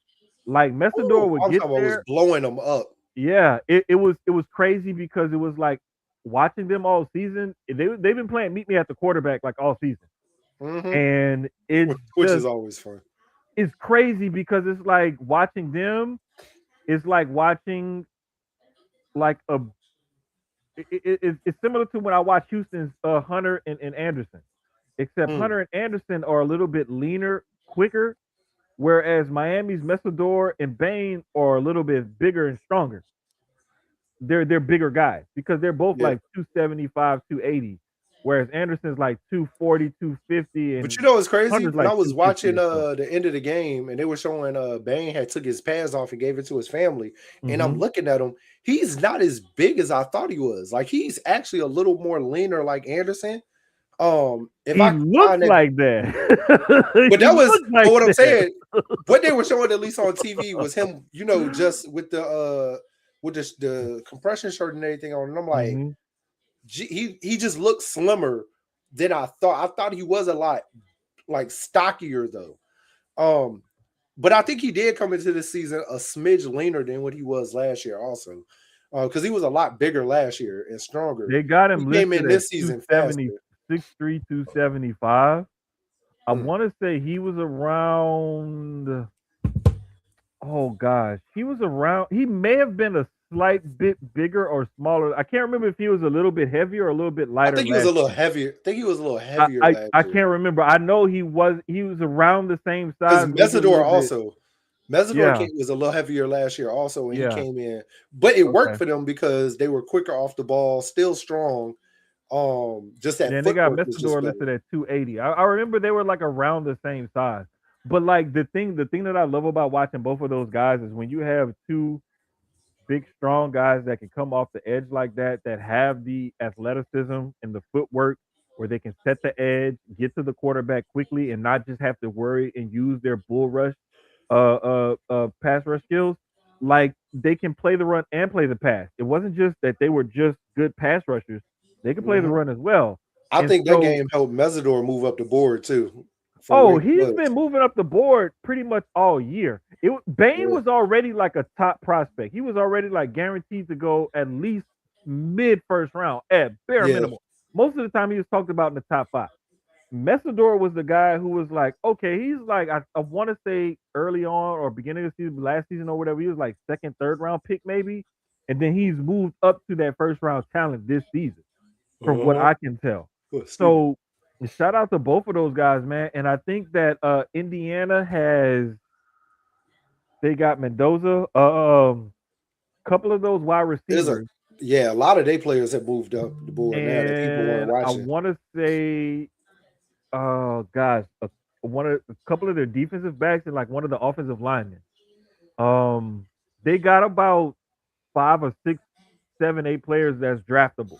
Basically, they Yeah. got it's under 10, but I can't remember all of them. But I know outside of Mendoza, it was a couple of the receivers. I It's want a to say, receiver that one receiver that came with Signetti from JMU. I can't remember his name, but I've seen a lot of talk about him, and he's moved up the draft board high also, mhm. which Yeah, is dope for him. there's a couple of them, man. But it's like I'm loving that we got to see, the full scope of some of these guys play, and we're getting to know them a little bit more with these college football playoffs. But to be honest with you, to wrap up college football talk, all the talk about expanding the college football playoff, y'all need to dead that. We do not need to go to 16, and we damn sure don't need to go to 24. I don't think we need to expand it, but I think they need to look better at like How they fill it out. I love that JMU made it this year. I love it. And shit, they scored more against Oregon than a lot of people did this season. Played Hmm. better. But also, we gotta really look at some of these teams that's getting in, man. Like I get it, but it's sometimes it's tough because they had great seasons. You got to reward for great seasons, and Hmm. it's either they make the playoffs or you give them a really good bowl game. It's one or the other. Yeah, no, and the thing is, man, like you, to me, college football had a problem starting long time ago, and it Yeah, was the BCS and the computers and this and that. the Like when y'all SEC started, being super when biased. when we started seeing teams that are right at or below 500 make bowl games, that's when I was like, it's too many fucking bowl games, Oh, it's way definitely too too many many bowl bowl games, games, way but too that's many bowl games. also way too many football school teams. So it's like Well, it's I'm not gonna fault the schools for coming up to the D1 level to get a part of that money. If they qualify, they qualify. They got some real strict qualifications too. yeah, But again, like Dre just said, money talks. And it's yeah, like because there's the sponsorship there, there's going to be money to be made. They're going to take advantage of it. And I think that eventually water is going to find its level because they're going to get tired of paying for these sorry ass teams to come there. But the thing is, because even if now that you team you is, got bowl games getting bull teams that are 4 loss, 5 loss, hell, even 7 to 8 loss teams now. bruh, the ones that I saw that shocked me the most, I have seen 5 and the Pop Tart 17, Bowl is funny as hell. I ain't gonna lie. and I've seen 6 and 6 teams and stuff like that. A bunch of 7 and 5 teams make bowl games and stuff like that. But when a fucking 5 and 17 makes a bowl game, I'm like that pisses me off. The Pop Is Tart. that I'm mad because it's like, God damn it, can you at least be 500? Like, At okay, least, maybe you couldn't be above. Can you at least be 6 and 6? listen, it's crazy. I mean, there's no way really to fix the like you said, the system has been corrupt for a while, so there's really no way to fix it where everybody is going to be happy. Like Yep. somebody's always going to be upset and be mad. Oh, for sure, for sure. I mean, shout out to JMU. That's money that they got this, to go into their school and program this year. Mm-hmm. Hopefully they continue to build on it and they can get back next year, which they probably will. Signetti's put a great foundation there that's still being instilled even after he's been gone. So Right. And the thing is like they get it extra because not only did they make it to the playoffs, but their former coach from 3 years ago, he took his team and made a tremendous turnaround. So it's like, oh, wait a minute, like they were just like JMU is like how the Young Bucks and them were back in the day. Like it was like they put on a bunch of good indie matches and they turned out a couple of good talents here and there, but it wasn't like anything that made a huge impact. But then it was like, oh shit, like Daniel Bryan and CM Punk, the guy signed to WWE, and like wait a minute, Tyler Black is now signed to WWE, and Kevin Steen is now there, and what the fuck? They started AEW. Yeah, because Ring of Honor I've always been a huge fan, but that's what I'm like saying. You had said, like Ring of Honor and PWG that talent that was right there. Yeah. And then the Samoa Joes who I always look at TNA a little different than like the Ring of Honors, of course, because I always felt like TNA was WWE and then there's TNA. But you had the AJ Styles in them who were amazing talents. Joe, who was amazing talents, because they had those WWE guys who, when they got let go, they still had a lot of time left, came down to TNA and they built up, built and hurt TNA all at the same time. So it was like, right. AJ got great matches with Sting. Samoa had great matches with Sting at that time, who still had a lot. Kurt Angle. The classic triple threat match with Joe, AJ Styles, and Christopher Daniels. I want to say they had two of them. They had two of them because it was one. People don't talk about Christopher Daniels enough. And I think it was another one the following year or later that same year. Like they had two. People don't talk about Christopher Daniels enough. This ain't a wrestling pod, but I will say people do not talk about the greatness of Christopher Daniels enough, and I hate it. I love what he's doing with AEW now. Yeah. I think he's in a great role. But people do not talk about the greatness of Christopher Daniels enough, man. Bro, let me tell you something. This is one of those things where this is one of those topics that I have in the reserve is like underrated like athletes of our time or that you've seen or that you can remember. And he's definitely one of those underrated wrestlers because there's always those underrated players from these underrated schools that come out. Like I was just talking to somebody the other day and I was like, do you realize one of the best pass rushers over the last 10 or 15 years, Khalil Mack, went to Buffalo? Khalil Mack actually wore number 47 at Buffalo because on one of the last NCAA football games before they stopped making it, that was his overall rating. Oh, he wore 47 because that was his last, when in NCAA football, that was his overall rating was a 47. It's stuff like that people like JJ Watt and Antonio Brown were both at fucking Central Michigan together. Yeah, it's like these are the journeys that people have had in this game. Like, bro, if we want to go back, you really want to. I'm about to say the best, one of the best wide receivers ever. Not just him, T.O. Bro, I was just getting ready to talk about them. I was literally just getting ready to talk about Jerry Rice is at fucking Mississippi Valley State. Like, But also, I Also, will say, wait, up until Ocho and about TJ Hushmanzada, their crazy story is they were both at Oregon I've State, but they were both at yep, JUCOs before they got to Oregon State. uh-huh. But the crazy thing is, up until like a certain point in the 90s, to be honest, the NFL really was drafting from a lot of these HBCU and D2 schools. People forget that majority of the greats from like the 60s, 70s, and about the 80s came from Mhm. HBCUs up There was until a a ton certain of them, point. a Like ton some of of the them. Hall of Famers are from I HBCUs. man, bro, I was Yeah, just getting to McNair, bring that Alcorn point up. State.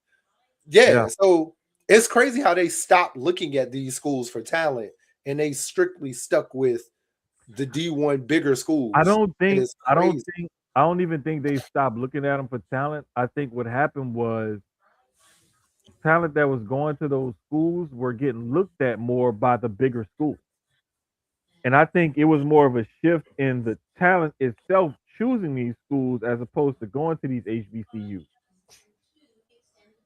I think the talent shifted. I don't think the NFL ever stopped looking because trust me, like I hear about it a lot where like a guy that I know through a couple of mutuals, he's a scout for a pro team. And it's on the basketball side, but he's like on the international side of it. Mm. And that's all he scouts is just international games, international players. He don't scout Especially for nobody basketball. states. He rarely scouts stuff stateside. He just scouts international. You notice That's there's been it. more international players coming over to Yeah, play college basketball now. but that's what I'm saying. Like it's not necessarily like there's sometimes where you can like with basketball I can say like internationally, the game has grown to the point where player development is almost better internationally than it is stateside. It's better Hmm. internationally than it is stateside. That's just a fact. But with football, it was a shift in where the talent was going. So there, and even in basketball, there was a shift in the talent going to different schools and stuff. But I Because it think was the same for a while, HBCUs again, mhm, and the D2s were getting a lot better talent than some of the D1s. exactly, Because and you were looking if you didn't go to one of those top Power Five at schools, it was kind of like because think about it, same thing, 60s, 70s, a little bit of the 80s. yep. The best basketball players were not coming from the Dukes, the UNCs, you got one or two from the Kansases and stuff. You got They were some of the coming blue from bloods, but then you had a lot of players a from lot of like your best players and dogs were coming from either the ABA because they would go to a HBCU, got no mhm, looks, go into the ABA or the Globetrotters or whatever, and that's where they were getting their looks at. I've watched all these documentaries, yeah. but that's where There was the some talent really was good. coming There was from. some ballers out there, and the thing is like um we tend to see it in l- like less popular sports, like. But then when you really think about it, like baseball and hockey, and you really think of like the blue bloods of those sports, it's more true to form in those sports than it is sometimes at some of the major sports like basketball and football. But just seeing the way teams get talent and where they get talent from shift over the years and over the decades is crazy to watch.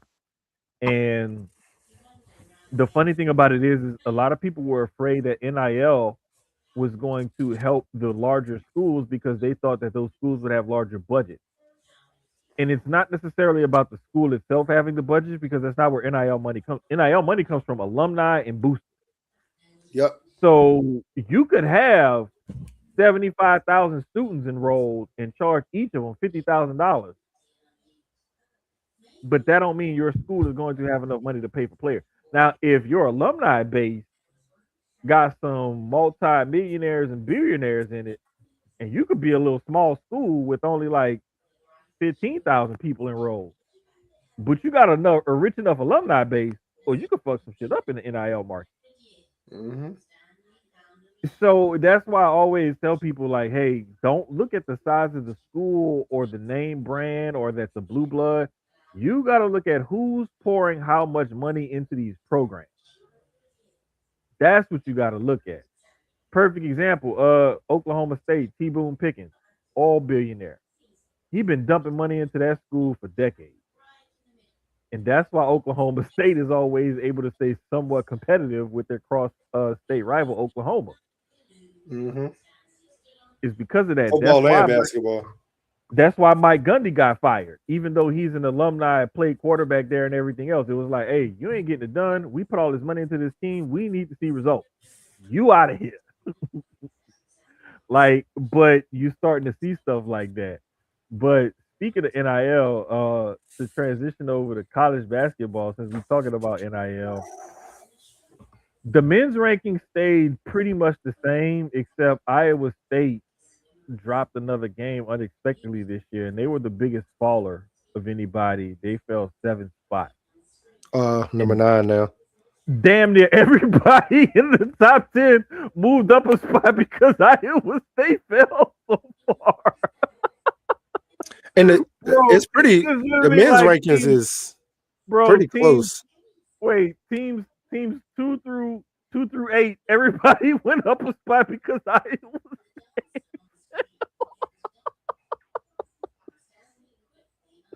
I'm sorry, I don't know why I find that so fucking funny, but yeah, that's what happened. Um, Man, Arizona's on an 18-game win streak. UConn's on a 14.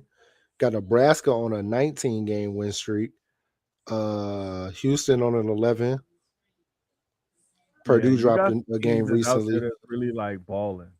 Yeah, the men's Um, joint is kind of tight at the top. Like even in that top it's 10, real close on the like women's you said, side. you drop a game and you like you just said with Iowa State, you drop a game, you going You can plummet. You can fuck yeah. around and plummet.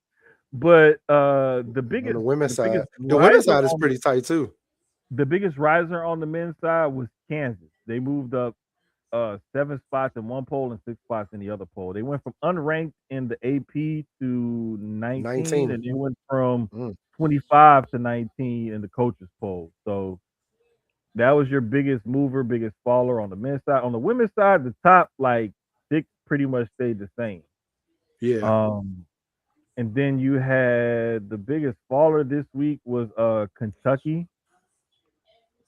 and the biggest Mm. riser this week was Baylor.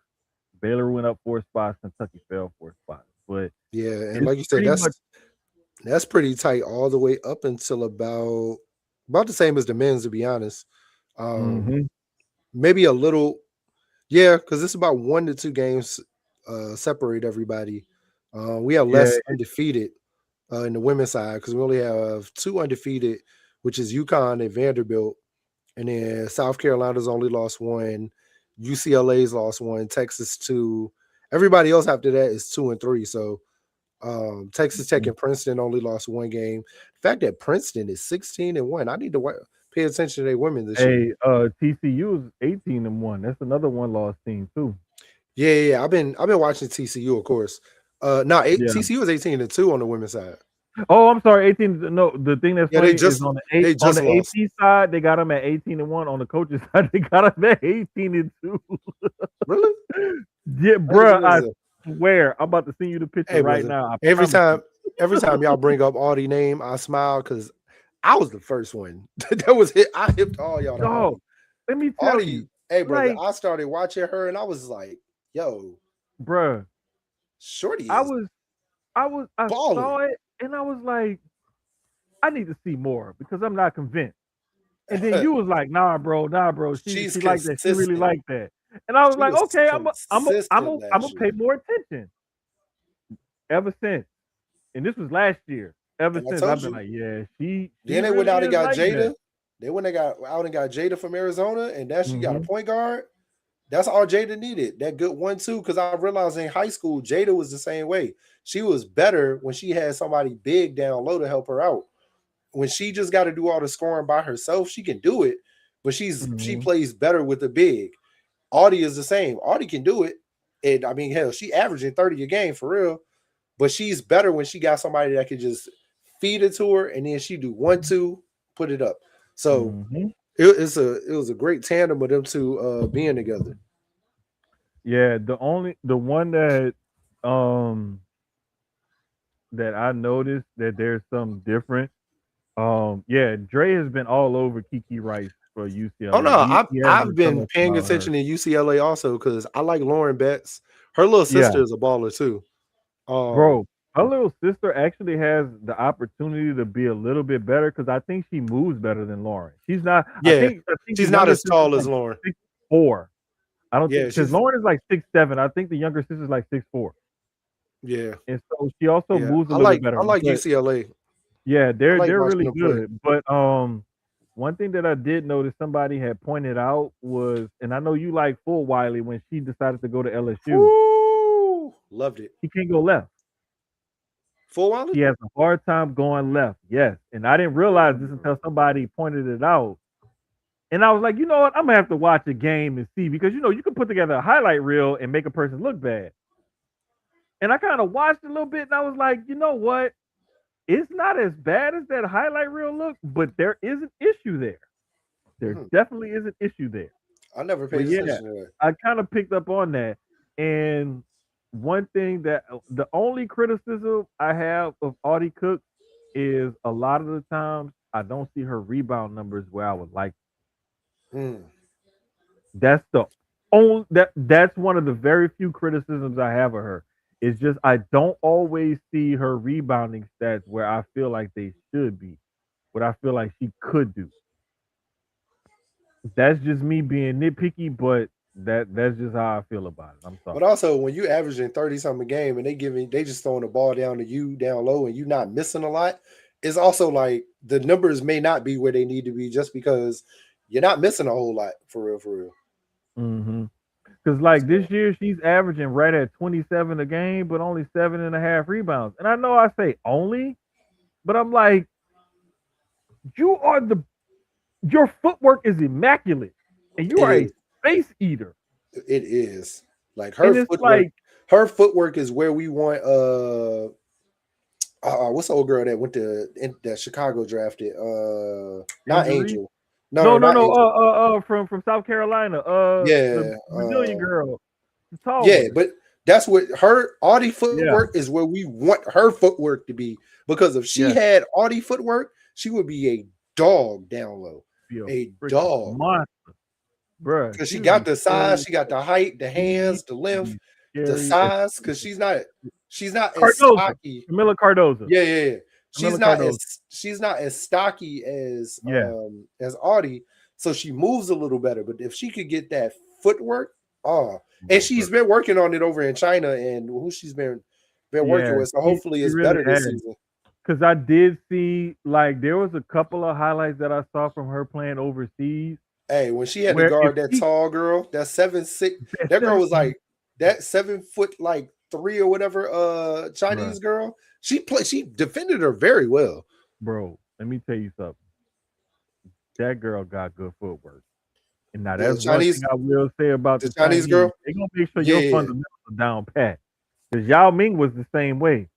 But no, I saw a couple of highlights from Camilla from overseas. If she catches it deep enough, she like had like a little drop step move to where she just hmm power dribble, boom, body, and go up with it. But it's if she catches it deep enough. But my thing is in the W, you're not gonna have a chance to catch it that deep because these ladies are stronger. So you're gonna hmm have to catch it away from the basket and make a move. is catching it either back down, turn, spin, or face up. Right. It get into the cup. It's So it's it's little things like that, and it's certain. that's the one thing I It's like about watching Unrivaled. I see a lot more of mhm. that than catching it deep in the post. Yeah. Um, I've And I watched a talked about lot. them last week because I finally figured out their fucking like I kept forgetting how their schedule works. And I That schedule wrote is it weird. down to make sure I made a point to tell everybody I last week believe it's it's just the Friday through weekend. Monday. Yeah. Yeah, it's Friday through Monday. Because I knew it was So on the weekend at some point, but I couldn't remember when. But it's I like Friday watching them. through Monday. Yeah, It's good. It's good ball. I think sometimes it look better than the WNBA, in my opinion. Like it. sometimes I want to say it was last week is when I finally like I was like, no, I gotta remember when they're scheduling, so I need to like write this down, set an alarm, and everything else to make sure because I kept forgetting when they played with. And I was like, they got a set schedule. How come I can't never remember it? But yeah, I took care of that last week. But they are Friday through Monday on TNT, TBS, like the Turner Family, and true. HBO Max, if I'm not mistaken. Yeah. But I know if you look at the Turner networks, and I believe it's HBO Max, is where you can find Unrivaled Friday through Monday. Yep, I'm looking at it right here. TNT, True TV, and then HBO Max. There we go. There we go. Yeah, Yeah, I've but it's enjoyed watching. Friday through Monday. I've definitely enjoyed watching them. Mm-hmm. Let me see what else we got. NBA has been interesting. Jimmy tore his ACL, done for the season. Bro, that was just. I was like, damn, man, like that hurt. And I'm not even a Golden State fan like that. Like, but just as a basketball fan, that Yeah, hurt. yeah, yeah. And to see That what hurt. Golden State's been doing, so Mm-hmm. I think that play. That's I'm gonna tell you though, Jimmy getting hurt is gonna be interesting now with Kaminga because do they Man, trade Kaminga or do you keep him now? Because now you need bro, another scorer. that was the biggest thing that, like, to me, That's what I made got the from it. whole Kaminga thing even more interesting. Because now, do we trade Kaminga for like for pieces that help us out because we're missing Jimmy, or do we And the keep other thing Kaminga is now because we're missing Jimmy? you you can't really find a trade partner if you wanted to, even, let's just say out the box, if you were swinging for the fences and you had to include Jimmy in a trade to get a certain player back, you can't even really include Jimmy in that trade now Nope. because he just got hurt. I So could see you if he was definitely set to return or something, you don't even. So you're gonna be missing him all this season and possibly at the beginning of next year, possibly part of maybe. next year. Exactly. So it's So like that's gonna be hard, bro. That's gonna if be I'm really Kaminga, hard for them I ain't to gonna do. lie. I'm sitting back now, like, so you need me now. Oh, so now you need me. Hey, but if I'm him also, I would be like, you know what? This is my time to shine. Either this Oh is my yeah, time to convince them that they need to fucking pay me, extend me again, or this is my time to shine where it's like, look, I need to ball the fuck out so y'all can get me the fuck out of here. Either way, whether it's you got the Paul or ball Boston. out right now. Oh yeah, this is time to turn up. Definitely, it's time to turn up. Big time. And it's like, bro, like there's no more excuses or anything. They actually need you because one of their key players, one of their star veterans, is out at the same kind of position that you play, that you can play. Hmm. It's time to it should get off the pot, big dog. Should get off the pot. That's the way I see it. And I really hope he shows up and shows out. But with that team right now, they're in eighth right now. They're still sitting in eighth, a game and a half behind Minnesota, and it's effectively a game and a half behind the Suns for sixth, and a game and a half behind the Lakers for fifth because they're also um Question: at 9 games back. Are you worried about OKC with Jalen Williams being shut down for the season as of right now? Kind of not really. I Kind of felt not like it really. was. I felt like it was interesting when I seen it because I was like, like he's a key piece to that team. But I'm like, they have so many other pieces that it's like, is it going to affect them? Excuse me. Is it going to affect them to the point that it like right now they up 88-72 on Milwaukee. Um, it's so crazy that this game load management has been so crazy because for They say somebody, he's gonna be reevaluated in 2 weeks. yeah, I think as of right now it was a shutdown. Then they're gonna look back at it. Yeah. It's So a weird injury. he just got back like a He couple only of been weeks back for about ago. 3 weeks, maybe. Yeah, and now he's shut down for the next 2 weeks, and they're going to be reevaluating him in 2 weeks with a hamstring injury. So it's like, because I'm watching that game right now at the corner of my eye, like I got it on. I'm just not like paying that close attention. But it's like when I saw that the other day, I was like, he just got back though, Yeah, and now he's out again. But it's weird because if you remember when they had that crazy run to start the season, he was out. He came back like at the tail end of that run, and that's when they started falling off. When they was like 6-6, or they had that 5-5 stretch or whatever, and they ended up losing like out of the last like 15 games or so, 20 games, they've lost 7. So it's like they've had a shitty run the last few weeks since he's been back and been healthy and been playing more. Now hmm that he's out again, some people are thinking, well, they could just return to form. Maybe, maybe not. Like you gotta account for chemistry Yeah. in the way But certain lineups also play some of those together and players stuff. that they were missing last year that got hurt are back this season and they're stepping Hmm. up. So it's like Jalen. That's why I said him being gone he's a key part to their offense, of course, and their defense and Hmm. what they do as a team. But there's so many other players that they have that have been stepping up. Chet definitely needs to step up more. Mhm. Yeah, because you had like Chet does his thing, but then you've also had like Come on. um what's his name? Case and Wallace step up, AJ Mitchell. Mason Wallace. AJ Mitchell was the one I was more talking about. Yeah, Wallace and Mitchell have really like said those two to me have been the standouts that have stepped up so far out of all the backups on that squad this year with Williams being out. It's been Wallace and Mitchell. Is what I've kind of like what that those are the two that pretty much stick out to me. Um, but it's just like the way that team has depth and the way they're more what up, little homie? That those are the ones that I see, and this is why I said San Antonio gave them fits. Is because San Antonio has the perimeter defenders Man, I to, love to I play good defense on OKC and put the clamps on them and give them fits. it's so strange for me to say this, but I really like San Antonio. I've hated them for years. And I love the young pieces that they have. Wimby, uh, uh, damn, I always draw blanks, so I got to start thinking of names. But I like that team though. I really like that young Bro, let me tell Spurs you team with the something. head coach. It's Last it's hard to last hate them. last night they had the Rockets by I think as many as 16, and the Rockets ended up coming back, and it was crazy because like I was telling Gresh as we doing the show, like I was flipping. I had NXT on for a little bit, and then I realized the game. I was like, wait, let me put it on the game. So I put on the game, and I'm like, damn, man, the Rockets getting beat up again by the Spurs. And every time I look over at the TV, I'm seeing a different score towards like the fourth quarter. And then I looked up, I'm like, wait a minute, that's not 82-81. That's 8. That's 92-91. I'm like, whoa, wait, they done came back, and it was one of those things where I saw them like getting stops and coming back, but I wasn't like focused, like locked in on the game. They just so happened to come back, and it was mainly because Reed Shepard had went off, and Shingun had a good game. KD had an okay game, but it was mainly He's Reed been Shepard and Shingun. Since Shingun been back healthy, that's when it's they crazy started playing because better.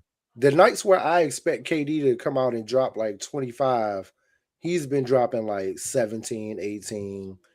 And then Hmm. I'm starting to realize we're getting to that point, especially for like us, more or less. Because once you got Braun, KD, Steph, Hmm. who is it? Even Levine and them are in that realm a little bit. Like we're getting to the point that this is might be the end of that. Like, I mean, of the new stars, of course, because there's a huge gap between like the LeBron, the KD, the Steph, the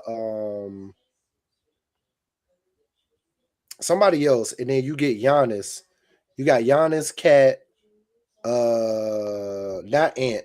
Ant's a lower because he ain't been. Yeah, you got. But Yeah, I know exactly where you go because you got like those certain like star brackets or age brackets yeah, of stars, more the age of the stars. But it's like and the crazy part about it was, Harden's the other one. yeah, Kawhi. exactly. KD was 7 out of 12 last night and had 18 points, but it was those 7 assists that he had that really like And that's what I fed like is that everybody. they're finding ways to do like LeBron. He understands like, man, I ain't gotta come out here and score 25, 30 or more.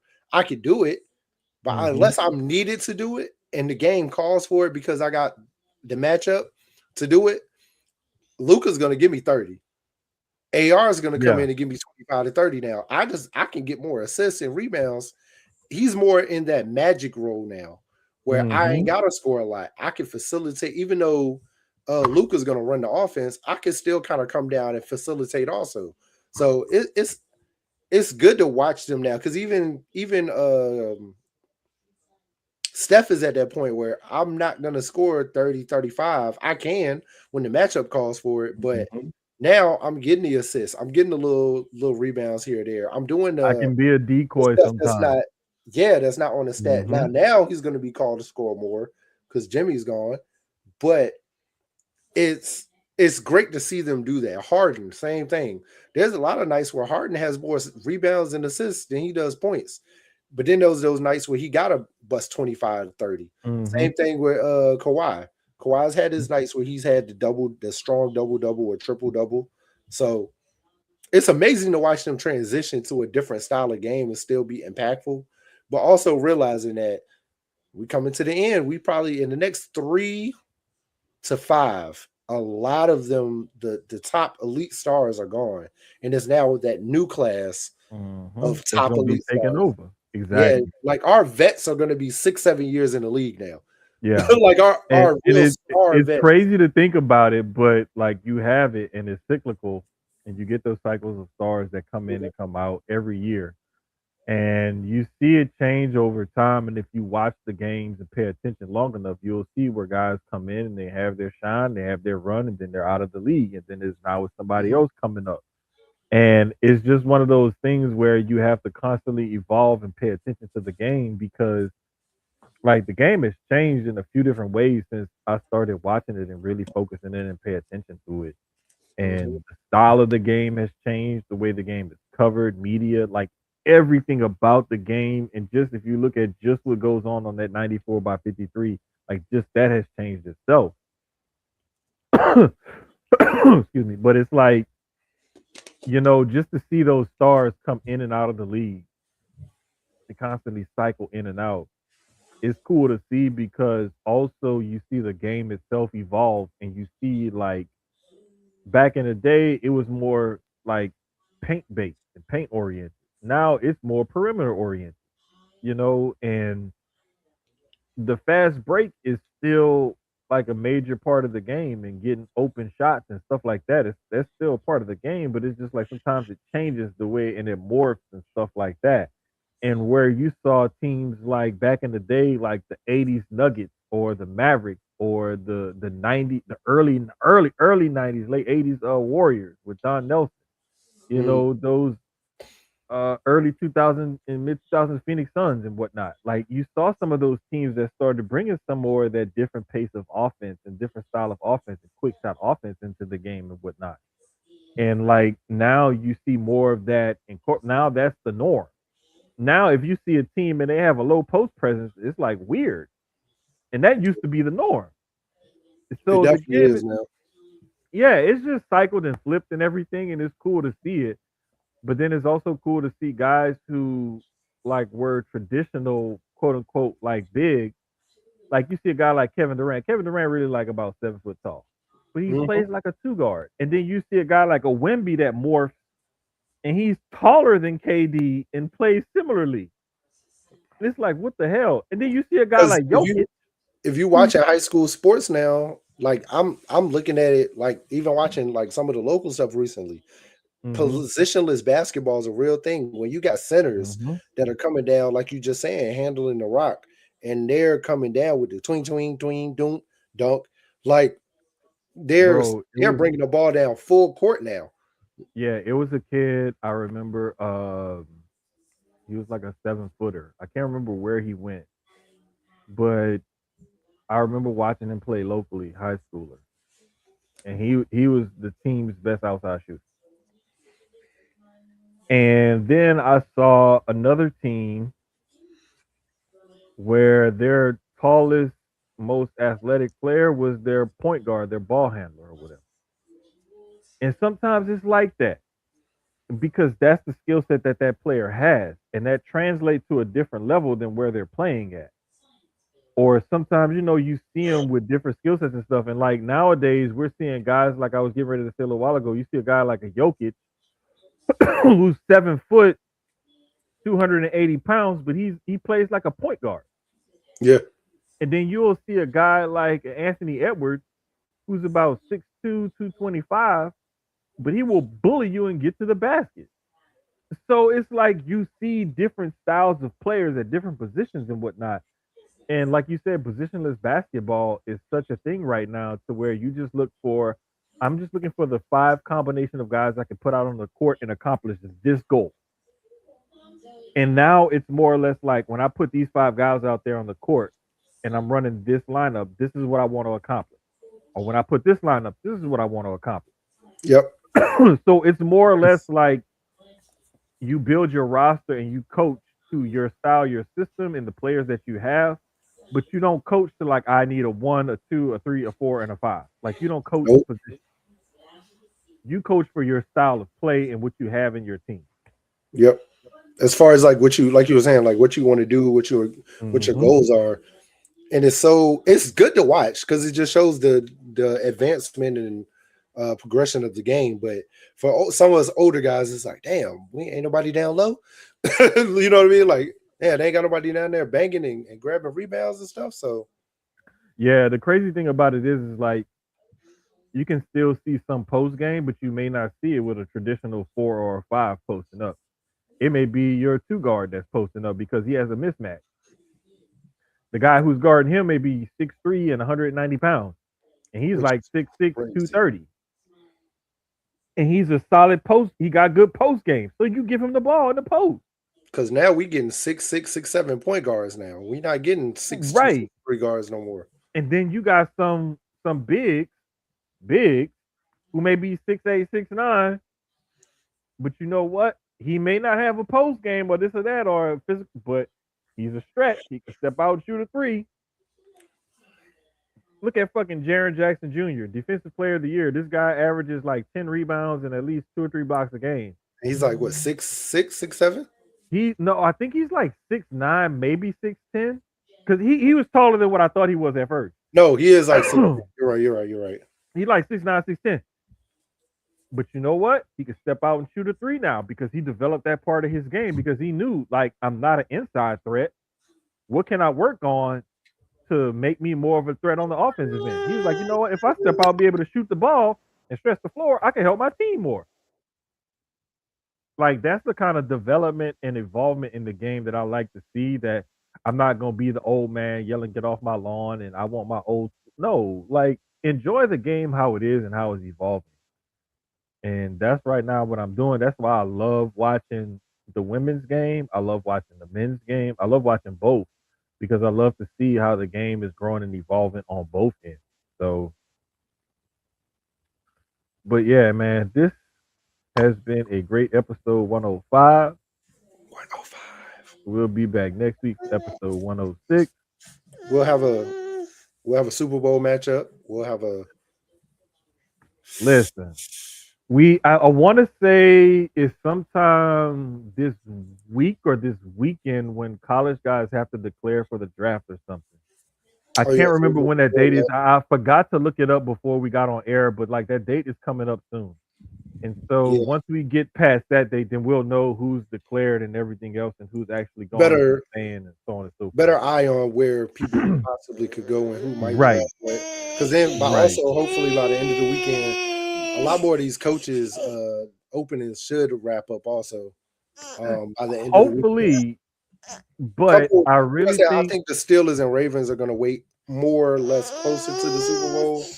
we may have a couple of them that may wait till Super Bowl time or just after before they decide to do something. We're not sure, but I'll say I think we had 4 out of the 10 fields so far. I think we may get at least 2, maybe 3 more this week. I think we might get 2 or 3 more this week. I'm not quite sure. I'm just saying we might. It's interesting that the Cleveland job is still open. The Miami job, certain jobs is actually interesting. I understand the Ravens is more on the ownership side. The Steelers is more on the ownership side, and possibly that Cardinals job. The Raiders one could also. I mean, we know that. And then I think to me, like the Cleveland job, the Miami one, some of those other ones I thought would have filled a little quicker. On the Buffalo one is definitely going to be on the ownership side. I like I said, I think that's Joe Brady's job. He interviewed for it today. So I think that one might fill in a day or two between him and Dayball. I just think they just are going to look at who they like more. Personally, I would go with Brady, but it could be reasons that they're not. Dayball and Salah would be an interesting tandem together. I thought Salah and McDaniel also, but I like McDaniel to the Chargers. So right now we have the Cardinals, Browns, Raiders, Ravens, Steelers, and Bills. Those are the ones that's still open. All great jobs. I mean, to be honest, I don't think there's a. I mean, if you rank them, of course, you got to. I think Browns and Raiders are clearly at the bottom of that. Miami right above them, and then it kind of like Cardinals from there. But I would say Ravens and Bills are at the top. Steelers You third. have NBA MVP. I'm sorry, MVP caliber quarterback. Yeah, I would say the next level. Cardinals might be 3. It depends, man. Because if you look at Cardinals, Browns, Raiders, and Steelers, like you look at the Steelers, and it's like, okay, if Rodgers comes back, we got a little something for maybe a year, but then we got to find a quarterback. But it's like we got a defense, we just got to find a quarterback. Cardinals and Steelers might be about even if Rodgers comes back. Right, and then with the Cardinals, it's like, okay, can I coach Kyler, or are we going to get rid of Kyler? Yeah. So those are probably 3 and 4. They can interchange. However, and then with the Browns and the Raiders, to me, I see those as the last ones because it's like I got Miami situation. No, Miami already got healthy. Remember from Green Bay? Oh yeah. You're right. I forgot. Yeah. So it's like looking at just the openings that's left. The reason why I got Browns and Raiders at the bottom of those rankings is because the quarterback situation is a little less settled. Even though it's the Browns and Raiders. You think you may have one with Shador, you're not sure. I like the Browns though. Like I said, for me, that defense is ready. And that's where I have the Browns. I think they could be ranked higher than a lot. They could almost be ranked higher than the Steelers. I mean, if you want to be honest, they could damn near be third because if you get, let's say Shador is your guy, going off of what we just seen from when he started or when he got into the rest of the season, the right coach comes in and you build upon that more. Like here, this is another thing that we can do. I think that's a more interesting. They got a run game now. Yeah, and if you could at least go, I think Shador went 4-3 this year. So if you could at least go 500 with him, like you got something cooking there. But bare minimum, it's like, okay, we at least know we got a guy that we could pay and he could be our backup quarterback. Like there's something to work with there, basically. There's a little bit more to work with there and a little bit more certainty there than you have with the Steelers. Because a lot of people are forgetting Nasty Man is still there. You still got Deshaun. So technically, Deshaun really is your starter still, if you want to be honest. A healthy, he's never going to be 100% again. But no. Deshaun at what, 70, 75 is clearly better than what and I like Shador's development. I think you build upon that. You still got Deshaun. If Deshaun can come in and be very serviceable for you and better than what you had, you still keep Shador and you build upon that development from there. Yeah, you can still do some stuff with it. There's something to work with there. There's a little bit more of a future there than you have in Pittsburgh. But the situation overall with both is still kind of uncertain. And that's why I say I put those two, I mean, the Raiders and the Browns kind of at the bottom. Because with the Steelers, it's like, I don't know. It's weird. They're to me, they're all three like kind of close together. But yeah, and it's little things depends on because like you could if you hit on the quarterback, you off and running. Yeah. With a couple same of thing, like I said, with the Browns, you easily could, let's say, like you said, Deshaun or Shador is your guy. Hypothetically, go out and get O-line help. Go out and get more on the offensive side because, like you said, that defensive side them getting Mason They're Graham last ready to year. go. Like, you have the pieces on defense. It's Mhm. let's tweak little things on the offense. Yep. Let's get the right coach in here. Then let's tweak the right things on offense as far as that Yep. O-line, getting more help receiver wise. You got tight ends. You, like I said, you got the running game now with Njoku and I can never think of the other guy's name. That's the number 2. Judkins and It's right there on the tip of my tongue, and I can't. Quinshawn Judkins and I can't remember the other running, but yeah, they got 2 running backs. They got That's Njoku at really tight end. good. The Yeah, only thing I would so say, I think they need to shore up like the wide receiver position and like they got get 2 some more tight ends because they got consistency there. Fannin. Oh Also. yeah, that's right. So That's they just right. I need forgot about him. receivers. Yeah. It's the quarterback room, Yeah. figuring that out, and then Mhm. adding more receivers, 1 or 2 more receivers. And that Browns team, in my opinion, can definitely compete with what that AFC North has, if not Yeah. win it, because the AFC North is in turmoil. So It's wide. that's why I say that Browns job is not as bad as people Wide. think it is. It's depending on who you are as a coach and your mindset. That job is easy. It's an easy layup job. That If you like y'all can think the figure Cardinals out job a layup? I if think the you can Browns figure one. out if you can figure out how to put points on the board with Cleveland Yep. and just find somebody to curate. You don't even have to babysit. It just curate the defensive side of the ball. You gonna be at least 10-7 next year. Listen, You could be 9-8 next year with that team. and that could win that I division. And the way that division you, is you might. You don't know. because people are like, to hear the Ravens fans talk so highly of their team. They clearly have the best team in the division. Let's be honest. When healthy, Mhm. but it's a lot of turmoil there because there's questions about why y'all not drafting wide receivers. Why aren't wide receivers coming to play with Lamar? Like, you know what I mean? Why aren't Then wide receivers you got asking to come there? your tight ends keep getting hurt, but they're showing up. Like Likely Likely is could be Likely was I a think he's a great free draft agent. pick. He's a free agent. Exactly. And it's So like he's gonna want to get paid. he's going somewhere. He might go to New York. He might go to Then Harvard. you have to also wonder like can Derrick Henry keep it up? How long can Derrick Henry keep this up? They about to lose Lindenbaum. I think Lindenbaum is a free agent. He's key. A lot There's of teams said Howie is I've seen what they said the Eagles are highly interested in Lindenbaum if he is gonna hit the market and not get re-signed by the Ravens. Especially with what we were missing at center this year. So hey, let me tell you something. It's gonna be an interesting off season to it's gonna look be at. fun. So It's fun. gonna be real fun It's already because fun there's some teams that are so close because that that coach if they matters. make a couple of moves here and there, they can really bounce back and have a tremendous turnaround. And we saw it like this year with the Bears.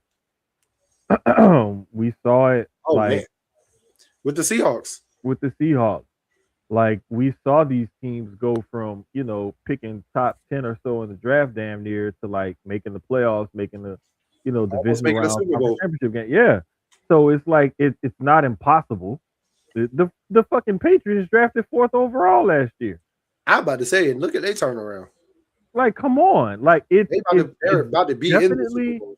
it's definitely possible. And you need a combination of spending the cap space that you have, especially if you have a lot of it, wisely, and drafting right and finding the Patriots are right going to be so interesting this offseason too. finding the right coaching staff and everything that can go with your front office to combine them to like find the right formula of players and everything else that can get you some wins and whatnot. And they've definitely done that. And it's just going to be interesting to see who's the next team or two that's going to go from missing the playoffs to making the playoffs next year. And then conversely, who's going to be the team that made the playoffs this year that's going to miss out on it next year? Or a team that made the playoffs and they just going to get over the hump to get where they need to go. I know one team for sure that made the playoffs last year that everybody thought was going to make it again this year, the Kansas City Chiefs. Like those injuries were so key for them. The Detroit Lions, them bringing Bieniemy back, that could help them out. Them going to get another high draft pick again. That's definitely going to help them out. like the Chiefs are one of them teams. Like Mahomes coming back healthy next year, it's gonna be scary. Depending on what the Ravens do, the Lions, the Bills, like these top teams that were Mm-hmm. not there this year, 9 times out of 10 are probably going to be back next year, possibly. So it's Yeah. like, what are these lower teams going to do to stay there to Mm-hmm. continue knocking these top teams back down? You Yep. know, we're looking at a Washington team that needs to add a couple pieces, but they could be right back where they were from last year. 'Cause they're another team that had some injuries that slowed them down this A year. Dallas team that it seems like Mm-hmm. they're figuring it out again with Schottenheimer, Mm-hmm. and they might be able to get over that hump that they've been missing, or even making the playoffs, but Right. still getting over that hump. So it's going to be very interesting this offseason to watch pieces move around, because that George Pickens piece is big for them, whether they keep him or not. I think they need to. And this is even coming from somebody that's a division rival. Like, them keeping Pickens is key to that offense and what they can do with Dak, what they can do with the run game, what CD is able to do in general, because it helps CD out so much having Pickens.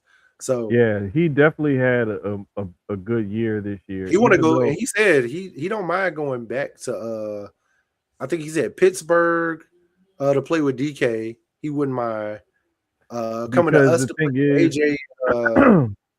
he knows that if I have another dog on the other side, I'm more productive than if he I can love just him. focus on I'm me. not gonna And lie. it's I like would I love him. want to get paid, but at the same time, I know that I can keep more of my check and earn more of it if I have another dog on the other side. Because So it's now like, my stats, I'm yeah, gonna get that finding incentive that money. happy medium, finding that Yup. happy medium is where he needs to be at. Because the crazy thing, I love it. I love that he wanted to come to Philly. Him, AJ, and Vontae, bro, that would be amazing. Because we don't have a number 3, so him or Vontae easily would slide to 2 and 3. Hell, in some games, AJ is a 2 or 3. You know what I mean? It just depends. Like, that would be, the rich keep getting richer. I can only dream. But it was beautiful to see that was one of the destinations that he had on his list if he isn't to return to Dallas. So Yeah, but like again, it's gonna be interesting to look at. But that is the show for this week, y'all. Episode 105 of Sucio Sports. We'll holler at y'all next week for episode 106. We'll definitely have a Super Bowl preview going. So next week, episode 106, we'll holler at y'all later. I need still some from more Houston. water. Still from Houston.